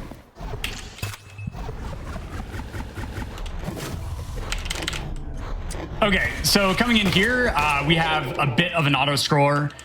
There are portions that are not auto-scroller, like there was a trigger to start this pathway wrapping around, but the rest of these set patterns until the pathway gets over to the left will be an auto-scroller section. So it's ideal for me to actually use 2 sword attacks, which is like a long spike attack on this alt drifter, then using the pistol to deal 2 damage, because the pistol actually deals additional lag within the game itself. But here is in a final arena part, And there we go. And I didn't actually have to kill off every single frog because, as I mentioned, not every enemy in the arena is actually important. So I try and isolate the enemies I need to take down and really focus on taking those down as fast as possible to progress. Because speedrunning. By the way, this is Wla. She is not a difficult boss, but she's an annoying boss because a lot of these smaller flying bosses have kind of variable tiny hitboxes, and they can very easily escape what would normally stunlock kind of a larger size target. It's one of the reasons we hope for the glove pickup from the mummy monkey in the other room, because when you're doing this jump cancel with the gloves, you do not move across the screen as it's happening, but you do if you have basically any other weapon. Nice. I just got through one of the scariest parts of East, so that feels really good. Oh boy. Okay, this is fine. 1 health. So every single time I fall, I take a damage. And up here is probably one of the scarier modules in East because there's something known as a dash autocorrect and also a ledge grab. So if I dash autocorrect, the game just hijacks my dash angle away from my mouse cursor, which is this diamond on the screen. And then if it's a ledge grab, I can dash but not move anywhere because the ledge sort of just holds on to me. And this is 100% position dependent in the game. So I, as a speedrunner, have full control, but these square platforms are really notorious in the community for being incredibly difficult to get through. So I am gonna do my best. Yeah, there was a bad spot. Okay, cool, nice. Not too bad. All right, I'm going to throw down a whole bunch of artifacts, including another town where I'm going to be able to pick up my next sword grab, and hopefully I will have enough without having to sell my currently equipped weapon for that. But yeah, so the distance that the town is from the home and the amount of other artifacts that you have down on the map as well are going to affect what kind of weapons and armor and and items that you can buy from whichever town it is. So these two towns, this one and the one that's going to be above it in particular, are placed in such a way that so that we can get progressively better weapons, because grinding for weapons, as is done in some of the other runs, is kind of a pain in the butt with RNG. Okay, so something I actually haven't mentioned about chain dash yet is that there is a very particular and very, very precise timing press. When it's most forgiving, it's like a 5-frame window, plus or minus like a buffer frame or two, I think. I think there is a little bit of a buffer when you're doing it in a full chain dash chain. So if I miss one of these timing presses, the chain dash chain cancels out, and I am either stunned, stuck in an animation, or I revert 2 slow dashes and have to wait for my dash to come off of cooldown before I am allowed to start dashing again. I'm at full health, nice. Okay, nice. Wow, that was... I have, like, gotten no weapon drops, no item drops, this whole run. So I had to sell not only my last weapon, but I also had to sell the helmet I just happened to be lucky enough to pick up. Not anymore. Oh, no. Man, I'm really glad I got this safety item for the run, and then you have to end up selling it. That's brutal. Yeah, that's a thing. It doesn't. It's marathon luck. That's all it is. Yeah, of course. This is another one of those. We have to do this to kind of open up the area to do the fairy quest. So this is Skippy and Hanson, who are in a lot of debt, and they go to a couple of different places to catch these exotic animals to try to pay off their debt. So in this one, we're going to help them catch some Ducati. Okay, so here's a really big skip. What I'm going to do is dash 4 times, and then after I let go of that dash, I'm going to slide into the boss fight, start fight trigger. But what I'm going to do is I'm actually going to fire a pistol shot, and if I hit the boss, this saves about 8 seconds. Yep, good. Then, standing in this one spot, the boss would just attack over and over again. So we basically stun lock the boss into an attack animation, but this attack, as you can see, can't hit me.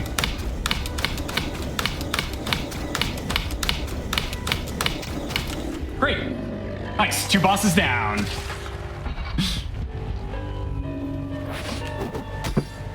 This honestly game love is that boss. like... Yeah. That was the boss that gave me the most trouble, actually, in my casual playthrough.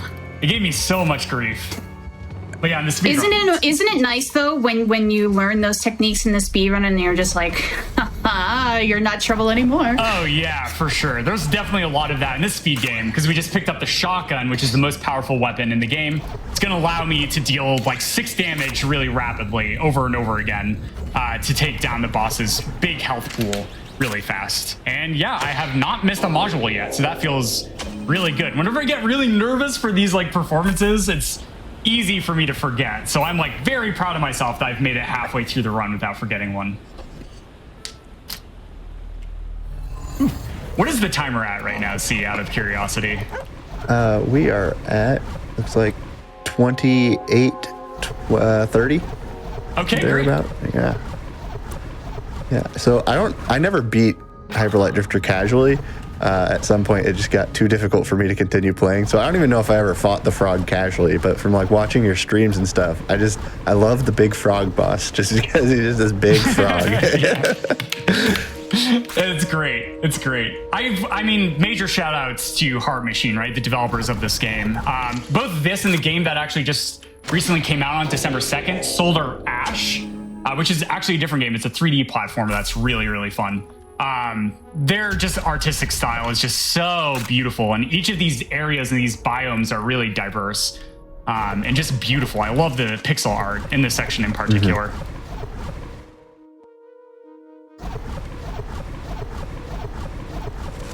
I always appreciate when good artwork goes into a game, because I mean, this is the HD remaster, but like even the original PS1 version of this was really pretty for a PlayStation 1 game. Oh, awesome.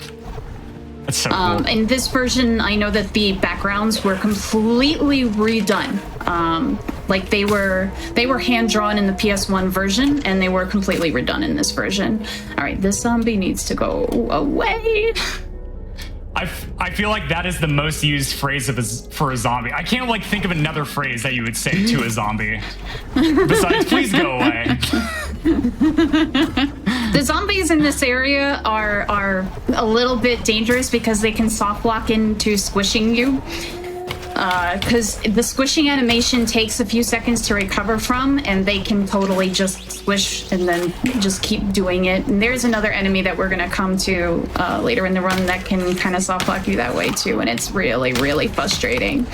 The good thing is, though, is if you do die in this game, you just restart the same screen, and you're good. You just got to redo it. Nice. That is really nice. Is that like similar It's so to the nice. checkpoint system that was in the original game, or? It lets you do that in the original too, actually. So this is not an HD remaster feature. Okay, cool. So something very basic about this game that I haven't explained are these waypoints, and they act as fast travel locations. So basically I can teleport to them.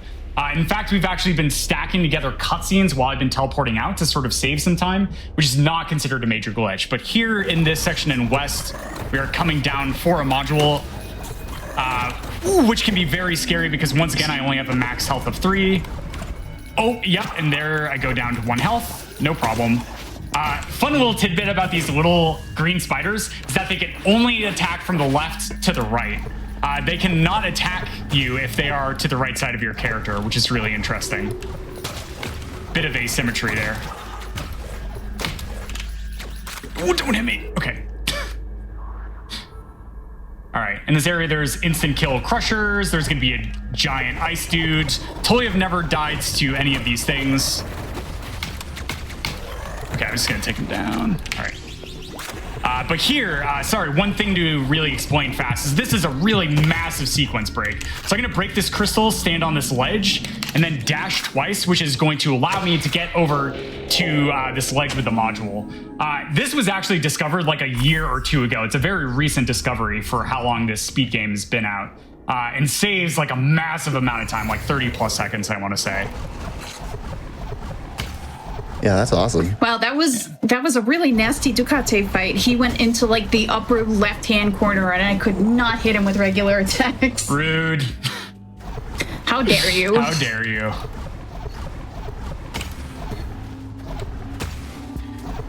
So here's the difficult dash right here. I'm actually using a different setup than what I used to use for years.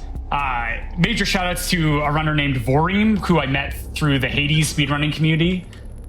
He picked this game up for fun, and I just saw him do that there, and it was just like, oh my goodness, that's so much easier to do that dash from that one spot.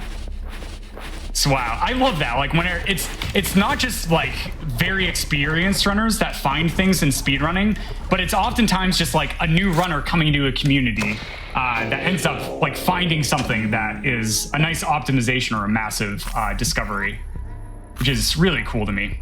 I love that.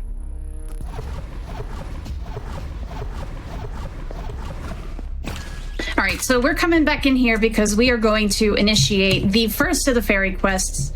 We're going to help the Selkie in here figure out what the heck is going on with the fairies because they've been apparently very uppity lately. Of course, we have to make it kind of back to that point, and we did a little bit of that unlocking in the first part where I had gone into the part of the fairy forest so that when I walk in there a second time, I actually trigger a cutscene and I don't get warped back to the beginning of the forest. Okay, continuing on in west, we have another pair of modules we're going to be grabbing before the boss, which is great.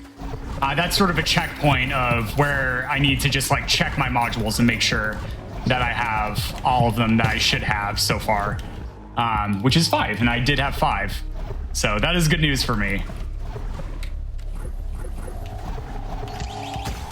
Those zombies that I just went past can be really, really dangerous because as I talked about before, the zombies can squish, and when there's 3 of them trying to squish you all at the same time, it doesn't make for a fun encounter.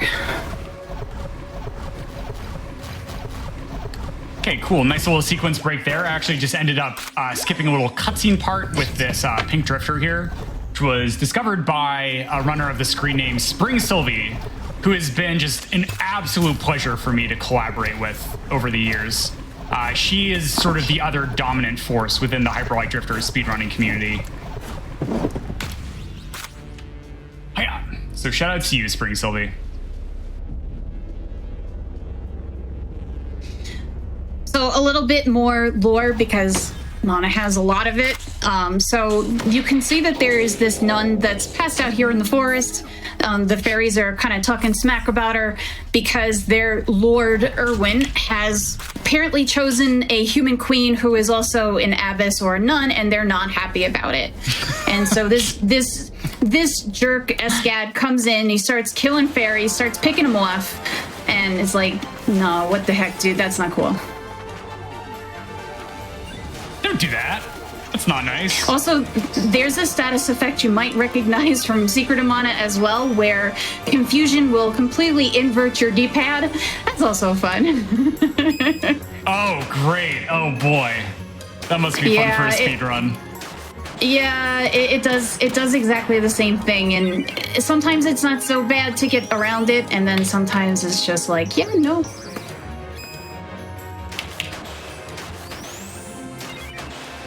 Of course, I'm getting all the item drops now that I no longer need them. Calculated. Always. The game knows. It knows. It knows. Okay. All right. That's a scary part. If they just box me out like they almost did, I can just die instantaneously. But that didn't happen, so I'm very thankful for that. Thank you. All right, so here's West Boss. This boss is going to be really fast, and there's a really fascinating manip. So here I'm actually going to do a chain dash and slide into the boss fight. And if I get close enough to a crystal that has an enemy in it, I can actually get the boss to sort of skip the initial phase. And then I'm just going to kill the boss before it can do anything. Hopefully, we'll see.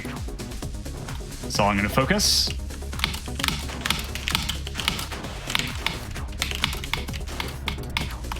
Okay, almost got it. Oh, whoa, what? Okay, this is not supposed to be how it goes. All right, we're fine. We're fine. All right, that was very bizarre. I've never seen that happen before. But You're we're doing okay there, Muffin? Yeah, I'm okay. That caught me off guard. So it actually went into another phase that's like what I thought previously impossible for it to go into without doing something else that it didn't do. Yeah, I apologize. I'm prevaricating right now, but yeah, it's okay. We got through. And that's all that matters. And one more module in an area we have nicknamed Dogeland before heading to the scariest part of the run, south. Dogeland. Yep, it's got a lot of That actually puppos. sounds kind of neat. Puppy. These don't look like the petable dogs. These look pretty No, angry. I'm petting them with energy spikes. Whether that is a perfect. comforting experience for them, we don't know. But they're taking a nap now on the ground because they just felt so Right. comfortable, right? Right. Yeah. Yeah, totally. We didn't just kill those dogs. No, of course not. Why would you do such a thing? Yeah.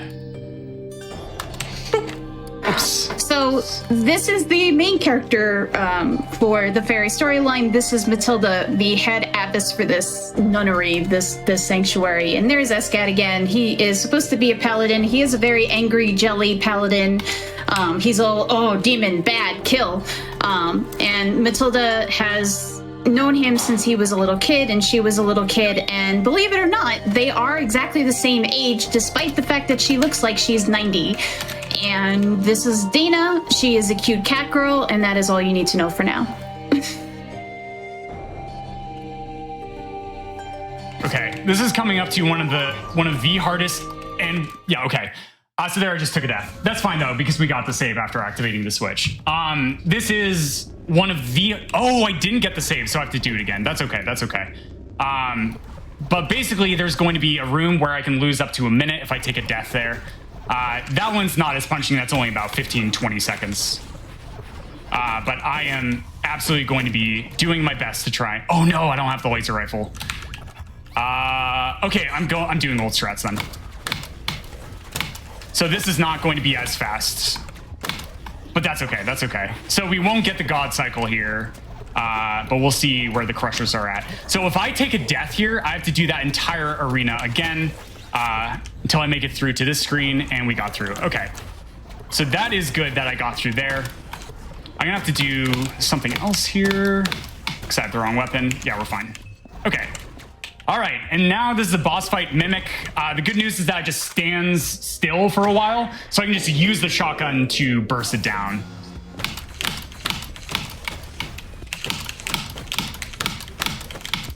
Okay, great. Yeah, nice. That was fine. That was fine for a Mimic fight. As long as it doesn't start moving around, that is perfectly fine for a marathon setting. Well, this is Spriggan.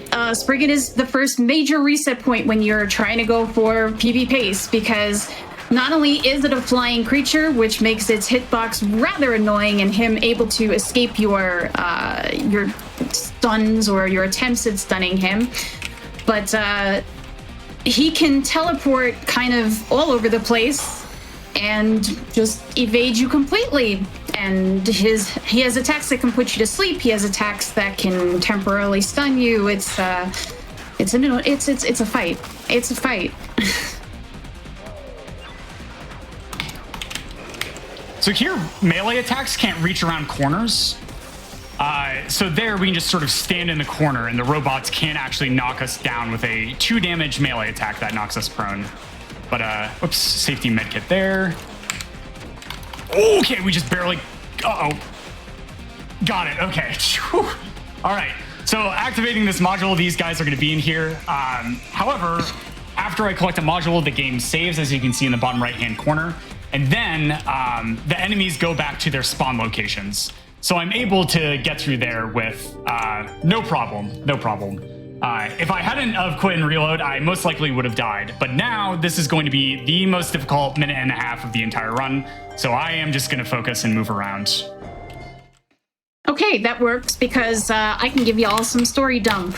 So when Matilda was a kid, she was in love with this demon named Erwin, and Matilda never really wanted to be the abbess here. She kind of just wanted to do her own thing. Her shtick is to just kind of be free and do what it is that she wants to do. And Erwin, in an attempt thinking that he's helping her, basically stole her elemental powers, which is what has caused her to age from like 20 to 90 in only 10 years' time. And so the thing that we just fought tried to kidnap her to bring her to Erwin in the land of the fairies so that she would not age as quickly. And now we're going to go do some arbitrary side stuff. Because we need to unlock this area. Uh-oh, that doesn't sound good over there. No, this is really bad. So it's not over yet. We're halfway through, and I have 1 health and no med kits. So I cannot heal back to full. And then I have to do this incredibly difficult arena without taking a single damage. All right, I fell there and just died. Yeah, so we might die a bunch here. I'm going to do my best not to, but we'll see what happens. Okay. So something else I can tell you all about. So there are creatures in this particular storyline, especially called the Wisdoms, and we've already encountered a couple of them. So when we were in the jungle, we saw Rosiati, the beast, and we just saw Pokiel, the storyteller, and we are going to actually encounter 2 other ones as we go through the fairy storyline. We'll encounter Oban and Selva of the Winds. We are not going to encounter the giant rock Gaius at all.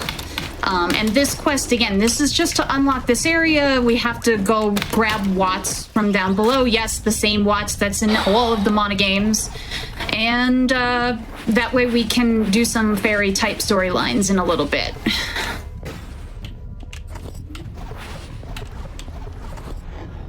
Okay, so I got through. So we're going to be coming up to the next boss, which is known as Bullet Baker. There's actually 4 bosses in South, if I can count. I can count. Okay, that's great. And this is going to be a little bit scary because everything deals 2 damage. In first try. All right, let's go. That is a huge relief. That is a huge relief that I got through that. So now I can grab an extra safety med kit, and I did not have to spend the extra time healing. So that is really good for the state of the rest of the run because we still have more South to go through, and South is, yes, I cannot overstate how incredibly difficult and punishing South can be as a section. Oh boy, yeah. That doesn't sound good, but I wish you all the luck. Thank you. I got through the scariest part, so that is good news. At the bottom of the mines here, we're actually going to hit a monster called Lebane, and much rerouting and changing of the order of quests has been done to reduce Lebane to the lowest possible level that we can possibly do so. This is a creature which will spout 2 heads at a time, alternating, and every time a head dies, it loses some, I should say every time a head has to be reborn, it will lose some of its HP.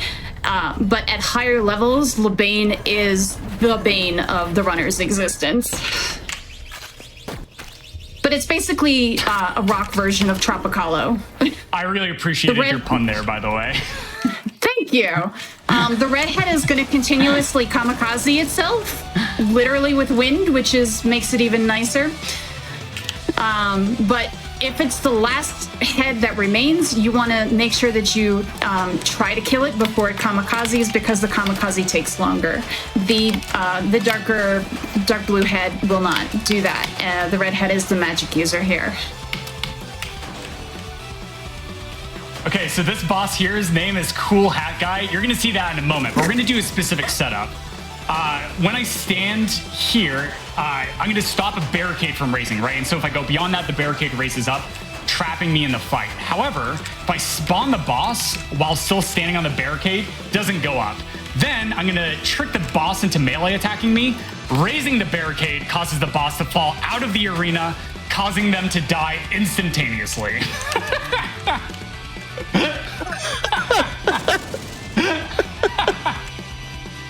That sounds amazing. I'm not gonna lie. Oh, it's great. I love this game. Is Cool Hat Dude like canon? Is that a canon name? No, that's my nickname I came up for him. He has a cool hat. He's a robot with a really cool hat. Yeah.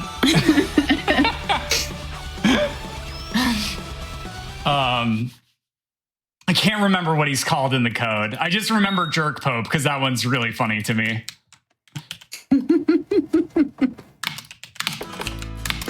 So now that Levain is down and we've brought Watts back up, you actually get to hear Pokiel's great story about Watts.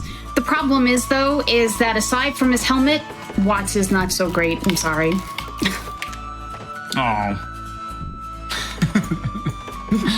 It's literally like, Watts, you haven't really done that much. The end.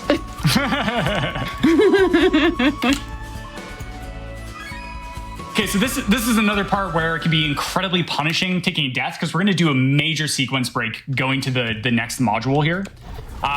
But this is just a section I've done a million times, so I'm sure it's going to be fine. I'm sure it's going to be fine. What could go wrong, chat? What could go wrong? Nothing ever goes wrong after someone says that it's going to be totally fine. It's never happened. Nothing. Not to me. Never to me. Okay, so there's the sequence break. We're actually going to skip a really big sort of checkpoint in this level itself, and then we're going to come into the module fight. Using the shotgun will actually push the enemies back to be close enough to those pink barrels, and then when they explode, they deal a metric bunch ton of damage in a splash radius to just make that arena very fast. But yeah, there it is. I collected the module, no problem. Easy peasy. But yeah, basically just upcoming here is going to be the second hardest boss fight in the entire game, Archer. I am on full ammo, I'm on full medkits, so I'm sure it's going to be completely fine. I'll grab a safety checkpoint just for safety. I don't know, I was trying to think of something creative to say, but yeah, it's just for safety. That's it. This is another one of those I have to do this to open the area quest. So these are the Penguin pirates that you see stoned throughout the pathway. They came here looking for fairy treasure, and well, it's not going well for them. But they are very punny penguins, so I have dubbed them the Penguin pirates. Another different attack that you're seeing here that I haven't really used before, which is the power spin. So the same way that you can chain the jump attack and the power attack, you can do the same thing with spin and power. The problem with it is if you are too close to the enemies, depending on the weapon, and it is completely different depending on which weapon it is, you can also dizzy yourself in the process. So you do have to be careful about how far you're spaced from the monsters when you do it. Nice. What's the timer at, C, out of curiosity? 50 something? Yep, right at like 50. Okay, great. This will finish under estimate. Nice. Yeah, so here's a dash challenge. And we got it. Nice. Okay. But yeah, it's like I have to press the dash when I'm dashing 4 or more every 0.2 to 0.3 seconds. So it's like a 5-frame window-ish. And yeah, I've played this game so much that I'm actually getting close to either the fastest 2 or 3 frames every single time. I try and keep it closer to the middle when I'm doing marathon things, just so I can show off like the movement when it's not broken up. Because if you fail it, you get stunned in that slide animation, and it looks cleaner and prettier, even if it is a little bit slower. But really at the highest level of the game, like if you watch somebody like Sylvia or myself in one of our PBs, like hitting that to as close to the frame perfect window as possible is really important. And it saves a lot of time because you're doing a lot of chain dashes throughout the entire run. Yeah, but here we have taken the elevator down in town towards the final boss. You'll notice there's no cough cutscenes on the All Drifter if you're familiar with this game. But yeah, we're gonna come up to the final boss. The final boss is going to have 3 phases where it does all of these really massive space-filling effects that each deal 2 damage and can be really scary. But you're not going to see any of that because I'm just going to kill the boss incredibly quickly. I'm getting stun-locked by shriekers. Oh, no. And then RPG Chick, when Muffin says time, if you want to go ahead and pause your game, we'll then, go to break after that, and Muffin will get set up on Ori, and we can continue the race. It'll be within like a minute. Sweet. As a heads up. I'm gonna try to do that because when I'm in the middle of battle, I can't really pause it. Yeah, that's fine. If you need to cheat a little bit, that's totally fine. We'll allow it. Okay. Yeah, that's totally fine. Because Yeah, you can't pause it in the middle of combat. Okay, 2 phases down, 1 more phase for the boss. Nice. Okay, so there we did a manip on those bots as well to get them to clump together. And there we go. Time is going to be coming up when the screen fully fades to black here as the music is starting. Oops. Yeah, there was me failing a chain dash. And time.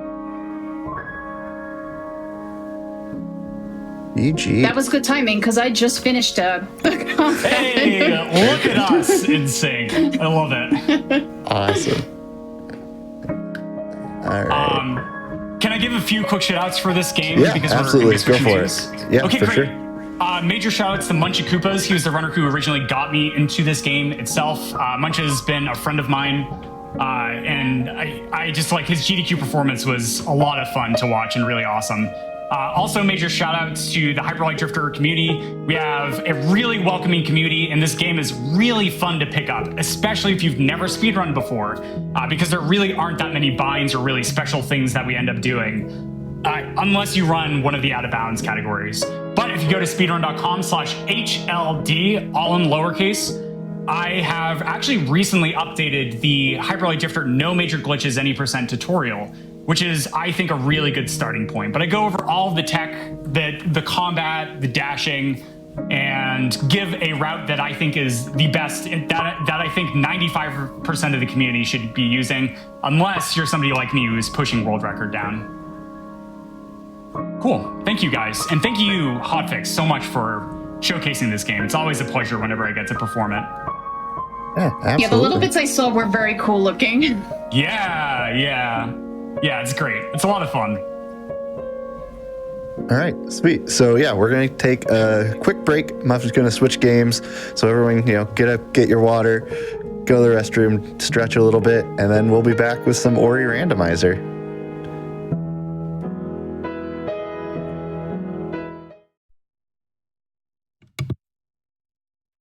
All right, welcome back from that nice little break. Before we get started with the second half of our race here, I just wanted to read a couple of quick announcements. Unapologetically Black and Fast submissions are now open. In this new recurring hotfix marathon, Black runners are front and center in a celebration of Black joy. This first iteration is running February 12th and 13th for 12 hours a day. Submissions will be open until January 23rd, and the schedule will be released February 1st. And if you type !UBAF, you can get the link for the submission form in chat.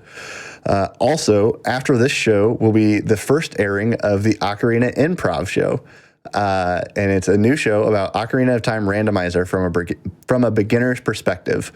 And then tomorrow you can come back for Going Places at 1 p.m. Eastern to see more handheld games and regional exclusives. So with that, I believe we're ready for our second half of this race. Muffin, are you ready? I hope so. We'll see what happens. So the majority of the practice seeds I end up doing in prep for this is Ori and the Blind Forest Randomizer. So it is a randomizer. The majority were all over 1 hour, but they were the worst possible seeds you could imagine. But I am running on a vetted seed. The seed has been checked out, so it should finish under estimate if I do my job. But of course, it is a randomizer. I might just make a decision that was sort of against what the person who looked at the seed may have in mind. So we'll see what happens. But yeah, this is my most run speed game. I love it. Major thanks to the developers of the randomizer from the Ori and the Blind Forest speedrunning community. But yeah, I'm good to go. All right. Well, then we can go in 3, 2, 1, go. Okay, so if you've never seen a randomizer before, I would be surprised if the viewers here hadn't, but just in case you haven't, basically this is a 2D Metroidvania platformer. So basically my goal is to go around and track down these skills, okay? The pickup locations are all the same because this is something known as an item randomizer, but what I end up finding there is different, right? So there is normally experience. Well, it was experience still, but it was a lot more than the 15 it normally gives. And so basically as I'm going through, my goal is to find skills, right? It's a Metroidvania that allow me to check pickups and get to new areas of the map. There's another really pretty game too, by the way, Ori. Yes. Oh man, this game is beautiful. Actually, the music isn't on. There we go. This is like the night of the gorgeous games. It really is. It is.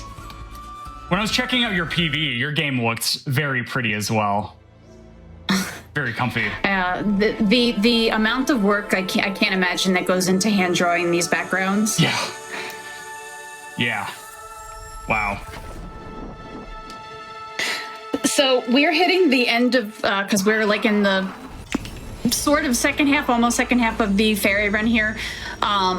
The end of the Gorgon Eye quest, and we're going to be using a slightly different strat for the Gorgon Eye than we have for a lot of the other bosses. We're actually going to chain together some regular attacks in an attempt to stun lock the eye, and then we can wail on it with power cancels. But sometimes it gets stunned, and sometimes it doesn't.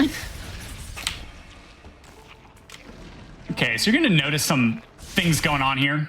So far, I've only found experience on the pickups that are randomized. Okay, so here, this is going to be really important to explain. Later, this is known as a relic. I need to collect 11 before I'm allowed to finish the siege. That is what I'll leave you there, but this has to be a skill or a teleporter. It is wall jump. Okay, so that is going to be my first skill and my progression. This is good because this is actually the first skill that you normally get in the base game itself. But here, we have a special functionality. Oh my goodness. In the randomizer itself, which is known as Alt-R, it basically allows me to pull up the teleport menu even though I'm not standing on a fast travel location. And this is simply because we're speedrunners and we find really creative ways to soft lock ourselves in this 2D Metroidvania platformer by finding creative ways to get to places that aren't necessarily capable of getting out of them. So we have this teleport menu from anywhere just to allow us to to get out of those situations. Is that? Well, I just got RNG'd. Oh no. Muffin, is that a new Alt-R functionality in the beta? Okay, gotcha. So for those of you who don't know, I also am very much an Ori runner and randomizer player, but there have been some changes going on, mostly around like some accessibility features and all sorts of stuff like that. That's why you see the nice little beta tag up there in Muffin's corner. And that is one of them, because that used to just be like it warped you back to the start of the game. So it's really cool that it's now like a teleport option. I like that. Yeah, this is really nice because it sort of goes back to the game's base functionality of using these fast travel points. There are going to be a bunch of different things that come up from it that I'm probably not going to touch on because they're really complicated and won't make sense unless you are like me and C and have hundreds of hours into this game. Well, for me, it's a bit more. I have about like 4,500 hours into this game. But it's nice because it brings it back to the game itself, but still has that same functionality of the old Alt-R. Yeah. Go Rando devs. Yeah. I love this speedrun community so much. Yeah, really incredible. The amount of work that goes into any one of those randomizers is a ridiculously exceptional amount. Yeah, it really is, for sure. Cannot shout out those peoples enough. Like, a lot of people think about, who don't actually speedrun, think about like leaderboards and stuff like that. But the grand majority of things that go on and the hours that are put into speedrunner aren't people chasing world record. It's people developing resources, finding glitches and movement optimizations, routers and stuff for various categories. It's a lot. It's a lot. So I'm very happy to be showcasing this off. Not only is it a game near and dear to my heart in a speedrun as well, but also it's just, this is absolutely community collaboration to be able to showcase this off. That's very cool. Yeah. Yeah, heck yeah. I agree. So just in case you haven't noticed, when I got the event name up there when I was talking to Matilda, you did see kind of a fairy go along with it. So when you're in Jumi quests, when you're in fairy quests, when you're in dragon quests, you will see the different emblems, which specifically denote that it's part of one of those storylines, as opposed to just the regular message thing that pops up on the screen.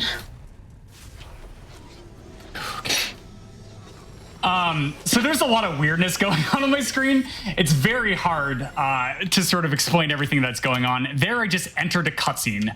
And this is just simply by saving the game and then enter, like you cross the trigger for the cutscene, save the game, quit to menu and reload, and allows us to enter or skip cutscenes. So I've done this a few times now, but just know that this is a piece of tech that I'm going to be utilizing a lot. But so far in the seed, we've also found Grenade, which is really important, allows us to check additional pickups, as well as Stomp. And I was talking to our RPG chick before these runs actually ended up starting, and I said to her, there are 2 pickups that I hope I end up finding that are the only 2 pickups that can hard lock pickups in the randomizer, and they are indeed Stomp and Grenade. So this is a very good start to the seed. Yeah, this is very different than any seed I've ever played because I never get any of the nice things and have to go digging for all of them.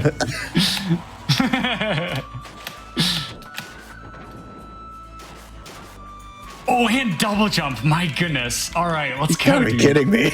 Let's go. This seed is great. It's not amazing. There are 3 skills that are the most powerful skills in the randomizer, and we haven't found them yet. They are dash, bash, and charge jump. So we're going to be looking for 1 to 2 of those to be able to finish out the seed, if not all 3. Okay. How are you doing over there? In before jet seed. That's what I'm waiting for.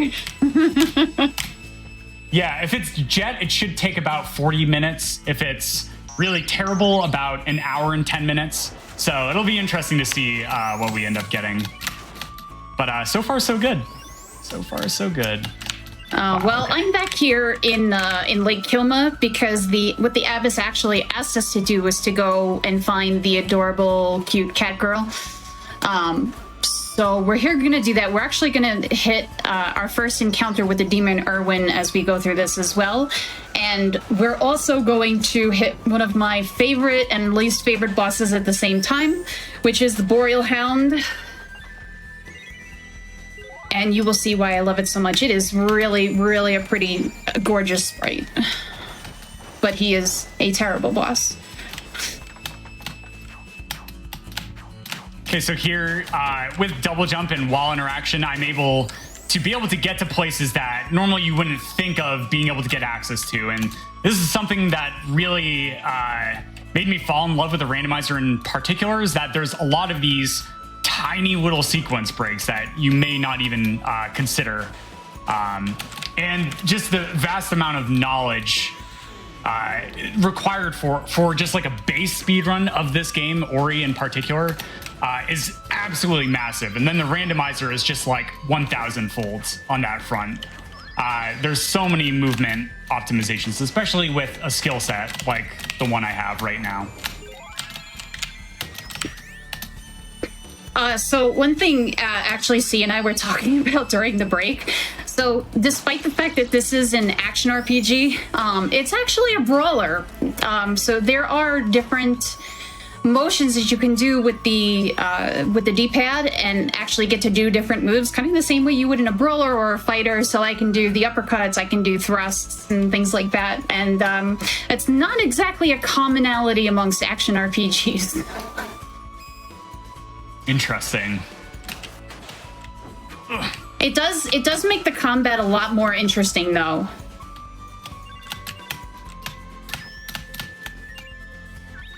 That is really cool. So here I'm coming into Glaze. I've already... So a bit more to sort of explain the constraint of the run itself is that I need to find 11 relics. And so what the relics are is we basically just want to make the randomizer more interesting to run. The most common one is known as Force Trees, which you have to activate every single skill location. Whether or not it has a skill is decided by Randy, the randomizer deity. But in this one, we're running World Tour. And so there are 11 biomes that are tracked by the map itself as I do more incredibly precise movement. And so in each of those biomes, one of the pickups is randomized to be a relic. So I basically just need to track down each of these. But I could find it in the first pickup I check, in the biome, but it could also be the very final pickup as well. So there's a lot more variance with this.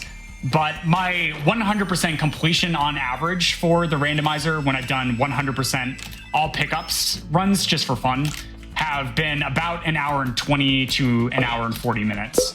So it's not quite that long, and so there's a bit more consistency to it.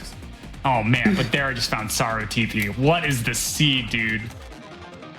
This is something. But yeah, there are a lot of different settings for the Ori randomizer. So if you are an Ori player and you're like, oh, I didn't know there was a randomizer. If you go to orirando.com, there's tons of stuff there that you can see, like all the randomizer stuff, all the setup, all the different modes, and start having fun with it.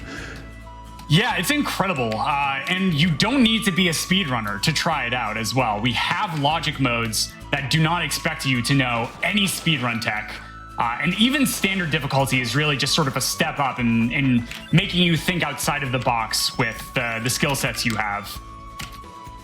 Can we just talk about how you also just found the water vein? Like, yes. What is this? Yeah, this is great. So very important actually for this as well. Each of the 3 dungeons is actually required for me to visit. So I do need to go to Ginso Tree, Forlorn Ruins, and Horu in order to both get access to the final escape. Woo! But sorry, I had to do that. Yeah, do it. Yes, though. Woo! Good. I love it. But yeah, Water Vein is one of those dungeon keys that gets me access to a dungeon that has a relic. And Warmth returned. That's good. So all the events in the game, so like cleaning the water, releasing the wind, and returning the warmth, those are all randomized as well. 2 of those are useful. One of them does absolutely nothing. And turns out Warmth Return does absolutely nothing. Technically, it does add a visual graphic, I think in Horu or like right outside of Horu or something. So it does do something, but it is not beneficial for speedrunning the randomizer, indeed, yeah.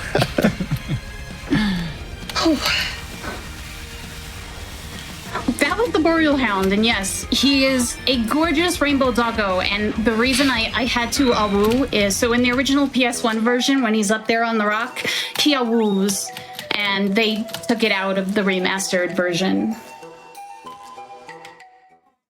Oh, and that's apparently sad. my cat has something to say. Yeah, we all now awoo in its place, and it was mandatory. Also, this is another one of the wisdoms. This is Silv of the Winds. He is basically going to tell Matilda that the end of days are near, and when she passes away, she is going to become the 7th wisdom of the game. Nice. So here's the mini boss. We can actually deal damage to it by stomping underground, as well as redirect its own projectile back at it, which deals about half of its health. Yeah, so very fast to just do this fight, even though there's a bit of a cutscene here that I can't end up skipping. And we are heading through Grotto, which is one of the earlier areas. So really the strategy with finishing these seeds is try and track down your first and or second power skill. And the way you do that is by kind of sticking to the right-hand side of the map, if you're familiar with the game, because it just requires the least sort of number of skills to be able to progress through and check high-density pickups, but also, and more importantly, pickups that come early in logic. So even though I'm not necessarily finding tons and tons of skills early on, I am finding a lot of resources that could be potentially crucial for me finishing out the randomizer very quickly. Yeah, like this ability cell here. Ability cells are incredibly important. Yeah, a little less so now that you have clean water in theory, but Correct, yeah. still definitely good to have, because those will be used for skipping cutscenes and for all sorts of things. Yeah, they could be important for areas like Sorrow Pass. There's an ability to get me a third jump, right? So that could be absolutely massive. Or Ultra Defense to be able to tank through damage in the final escape, where it's going to deal like 5 to like 6 damage otherwise. Yeah. So this here is kind of like a quest fail. We go in here to just get a little bit of story started so that we can kickstart the next actual event. And you get to see Kid Esgad. And if you actually follow it through to the full event, you see how Erwin took Matilda's powers and then disappeared. But Esgad still continues to be a very jealous paladin.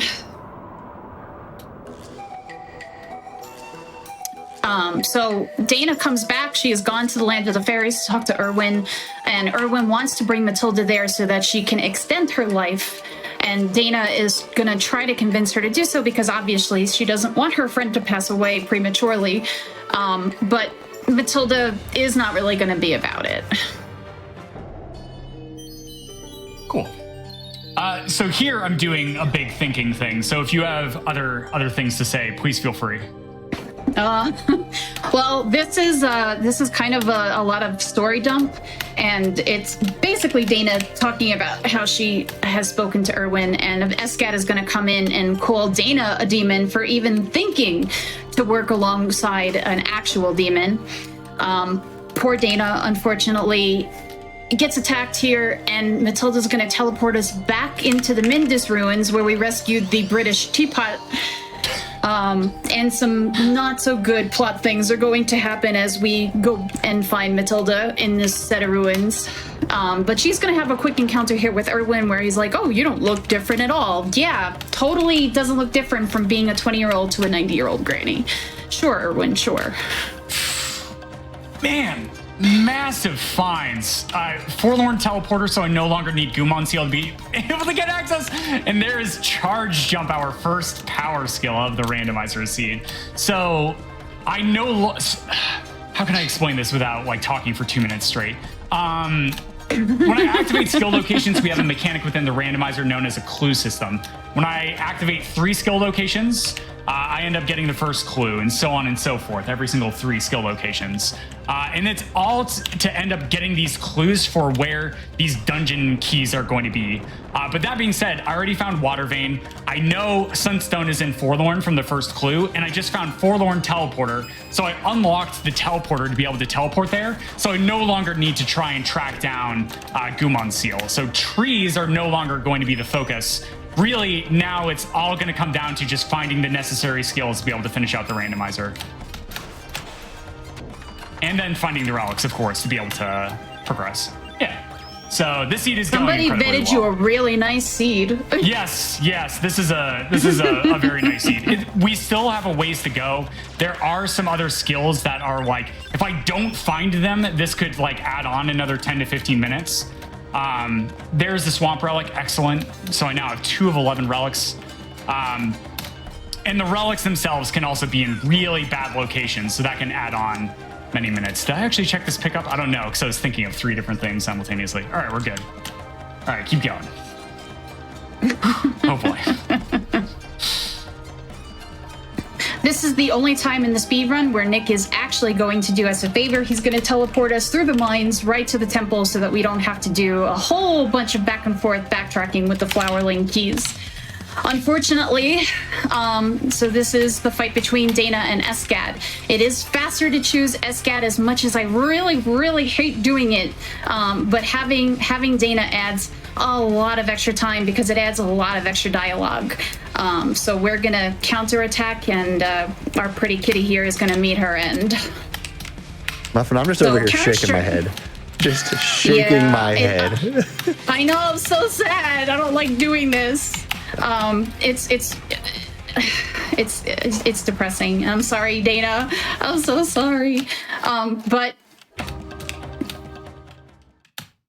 Matilda has found out that Erwin wants to revive the great dragon Lucemia, who was once destroying the world at his leisure, and then for some reason ate a volcano and died. And Erwin's gonna revive it to destroy the world, and we gotta go stop him. Cause things. Okay. So Muffin found another power skill.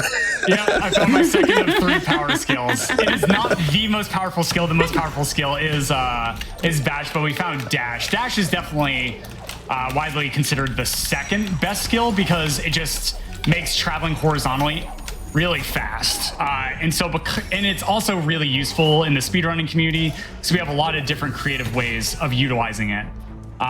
So you're going to see a lot more excellent glitches as well as potentially some shenanigans. But like having 2 power skills, I cannot stress enough, is like a base requirement for finishing out the grand majority of seeds, or having Climb, Grenade, and Charge Jump, which gets us a glitch known as Grenade Jumps. But yeah, I'm just continuing through, I'm just checking some extra stuff. I'm looking for more health, looking for Bash. Bash really is that important, especially if we have to go deep into Horu. Yeah, Bash is enough of a power skill that like some really just really good rando players or people that or rando players that have a lot of commitment to really silly things can complete seeds basically with like Bash and not a lot else. It's like that powerful. But dash and charge jump definitely is not a bad start. Yeah, no, this is great. This is great. But I think I am not going to do this quite yet. So basically now what I'm going to do for the seed, I still need Grove, Grotto, Blackroot, these, and Ginso. These 4 areas are the last 4 sort of early areas in the randomizer. Before I head over to left side for most likely a bunch of pain. Actually, did I check that yet? I don't think I did. No, I did with double jump. Right. Okay. So we were going to head to this small little pocket of Grove and then head into Grotto in order to find the relics. Yeah.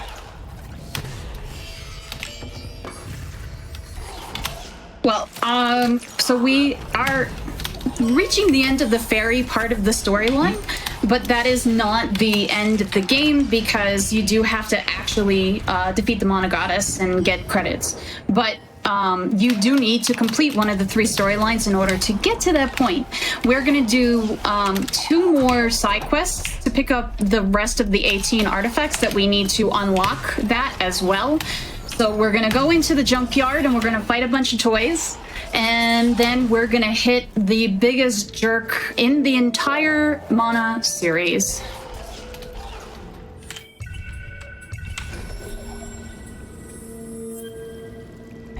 Okay. So I'm in Grotto right now. You'll notice I'm moving around with you. Oh, there's Bash. Okay, GG. Yeah, I'm good. This is skill go mode. I can check every single pickup on the map now. What is the seed? Great. Okay. Apparently, the seed is very fast indeed. What is the timer at? We're at an hour and 15. Okay. Wait, really? That's it? Yeah, Okay. That's it. Yeah, so we've been going for what, 23 minutes, something like that. That's really quick math, but not a long time. Okay. All right, yeah, so we still have to find the relics. So if the relics are in terrible locations, this could actually take me like 45 minutes to finish out the seed. But I have to like 100% multiple areas to probably have that happen to finish overestimate.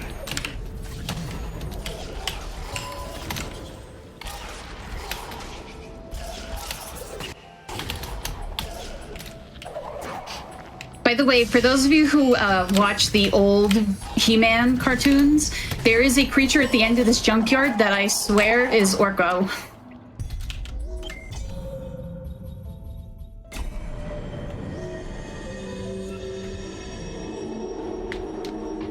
Okay, so here we have the Grotto relic now. So we're gonna head to Grove next, Grove proper, in order to track down the next one. Oh, I didn't find Sunstone yet, did I? No, so we have to go back to Forlorn.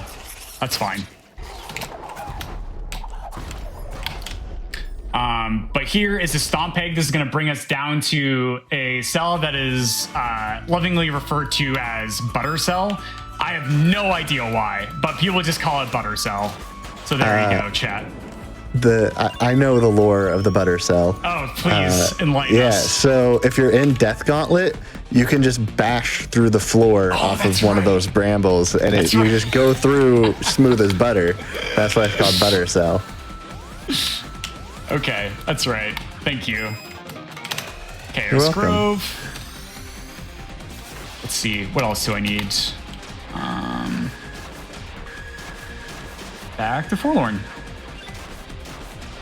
Okay, so I think it's on Forlorn Escape or the Stomp gated pickups. I'm just going to open the map and check. Let's do this.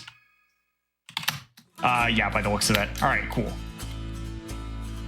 There you go, chat. There's Orko.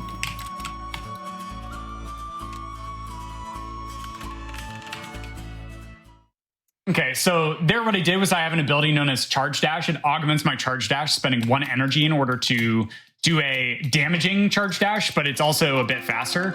But there, just touching the door and then pressing charge dash allowed me to actually like trigger a cutscene that's on the other side of the door. And then when the cutscene resolves, it ends up plopping me on the other side of the door. But you'll notice we also skipped the cutscene, and the way we did that was by spending an ability point, ended up skipping the cutscene.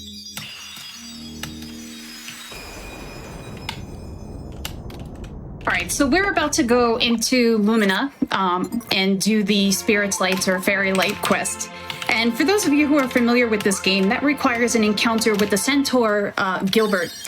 Gilbert is a womanizing, terrible being, and yeah, it's not going to end well for the poor harpy that he's going to bother in this town. But we do get to see the Dead Bears, which is always fun. Just remember, chat, no gack.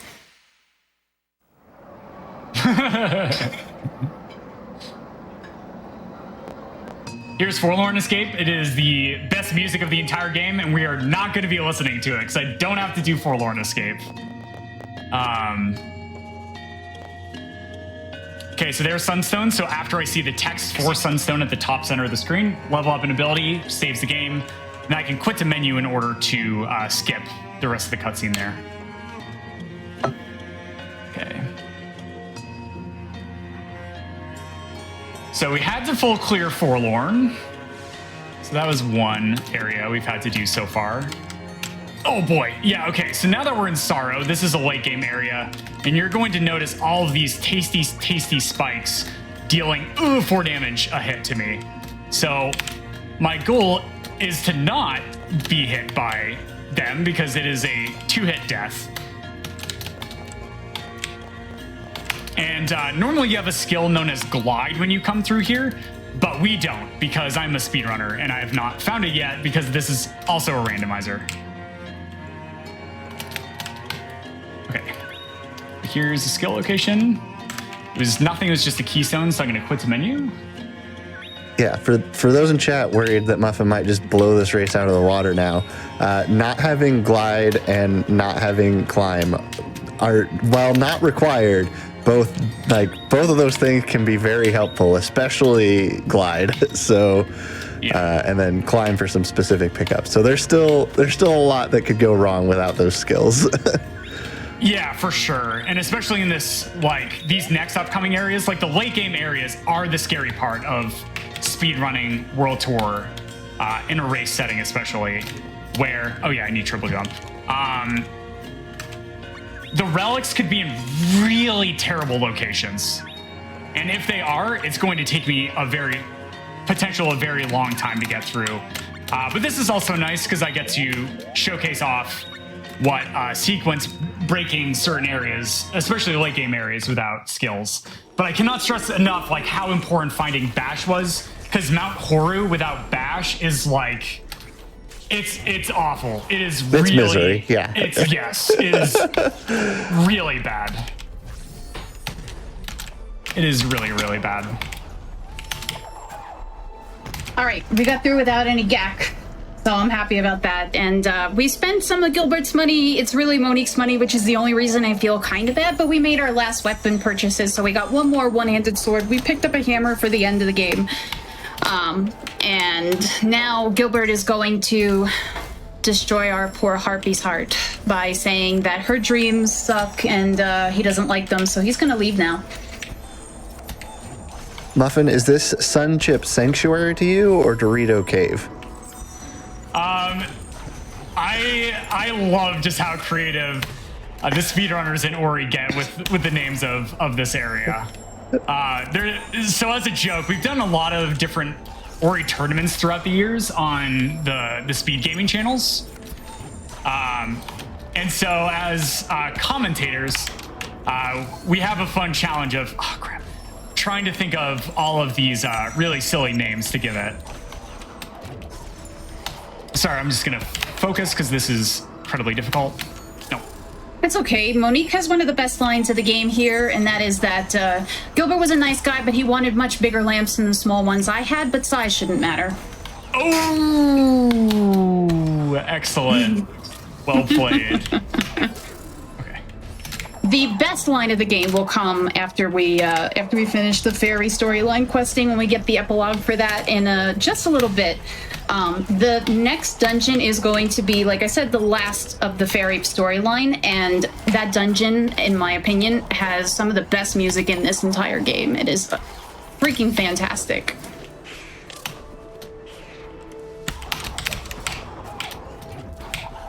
All right. We got out of Sorrow. All right, so here we're now in Valley. We kind of went backwards because we found the Sorrow teleporter as a pickup, which is really cool. I love this. This came in during the second sort of iteration in like 2.0 in the randomizer, which was used for the second tournament that we ended up throwing. But here in Valley, we need to find a relic. Valley is like kind of the scariest place in World Tour because there are like the most diverse set of hard locks or soft locks that you can actually end up getting for pickups for the relics to be on. But we are completely fine. We have everything we need. There's only really like one difficult one remaining. Oh, I am going to keep that.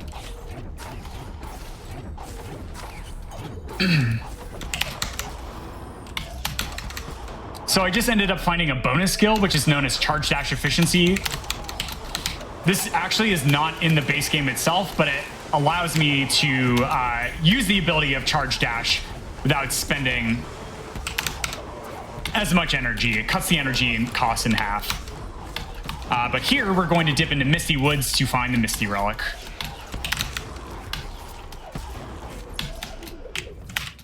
Yeah, and this is one of those locations that if it's buried deep, it could take a while to get through because you can't. Well, I guess you can altar out of Misty. Never mind.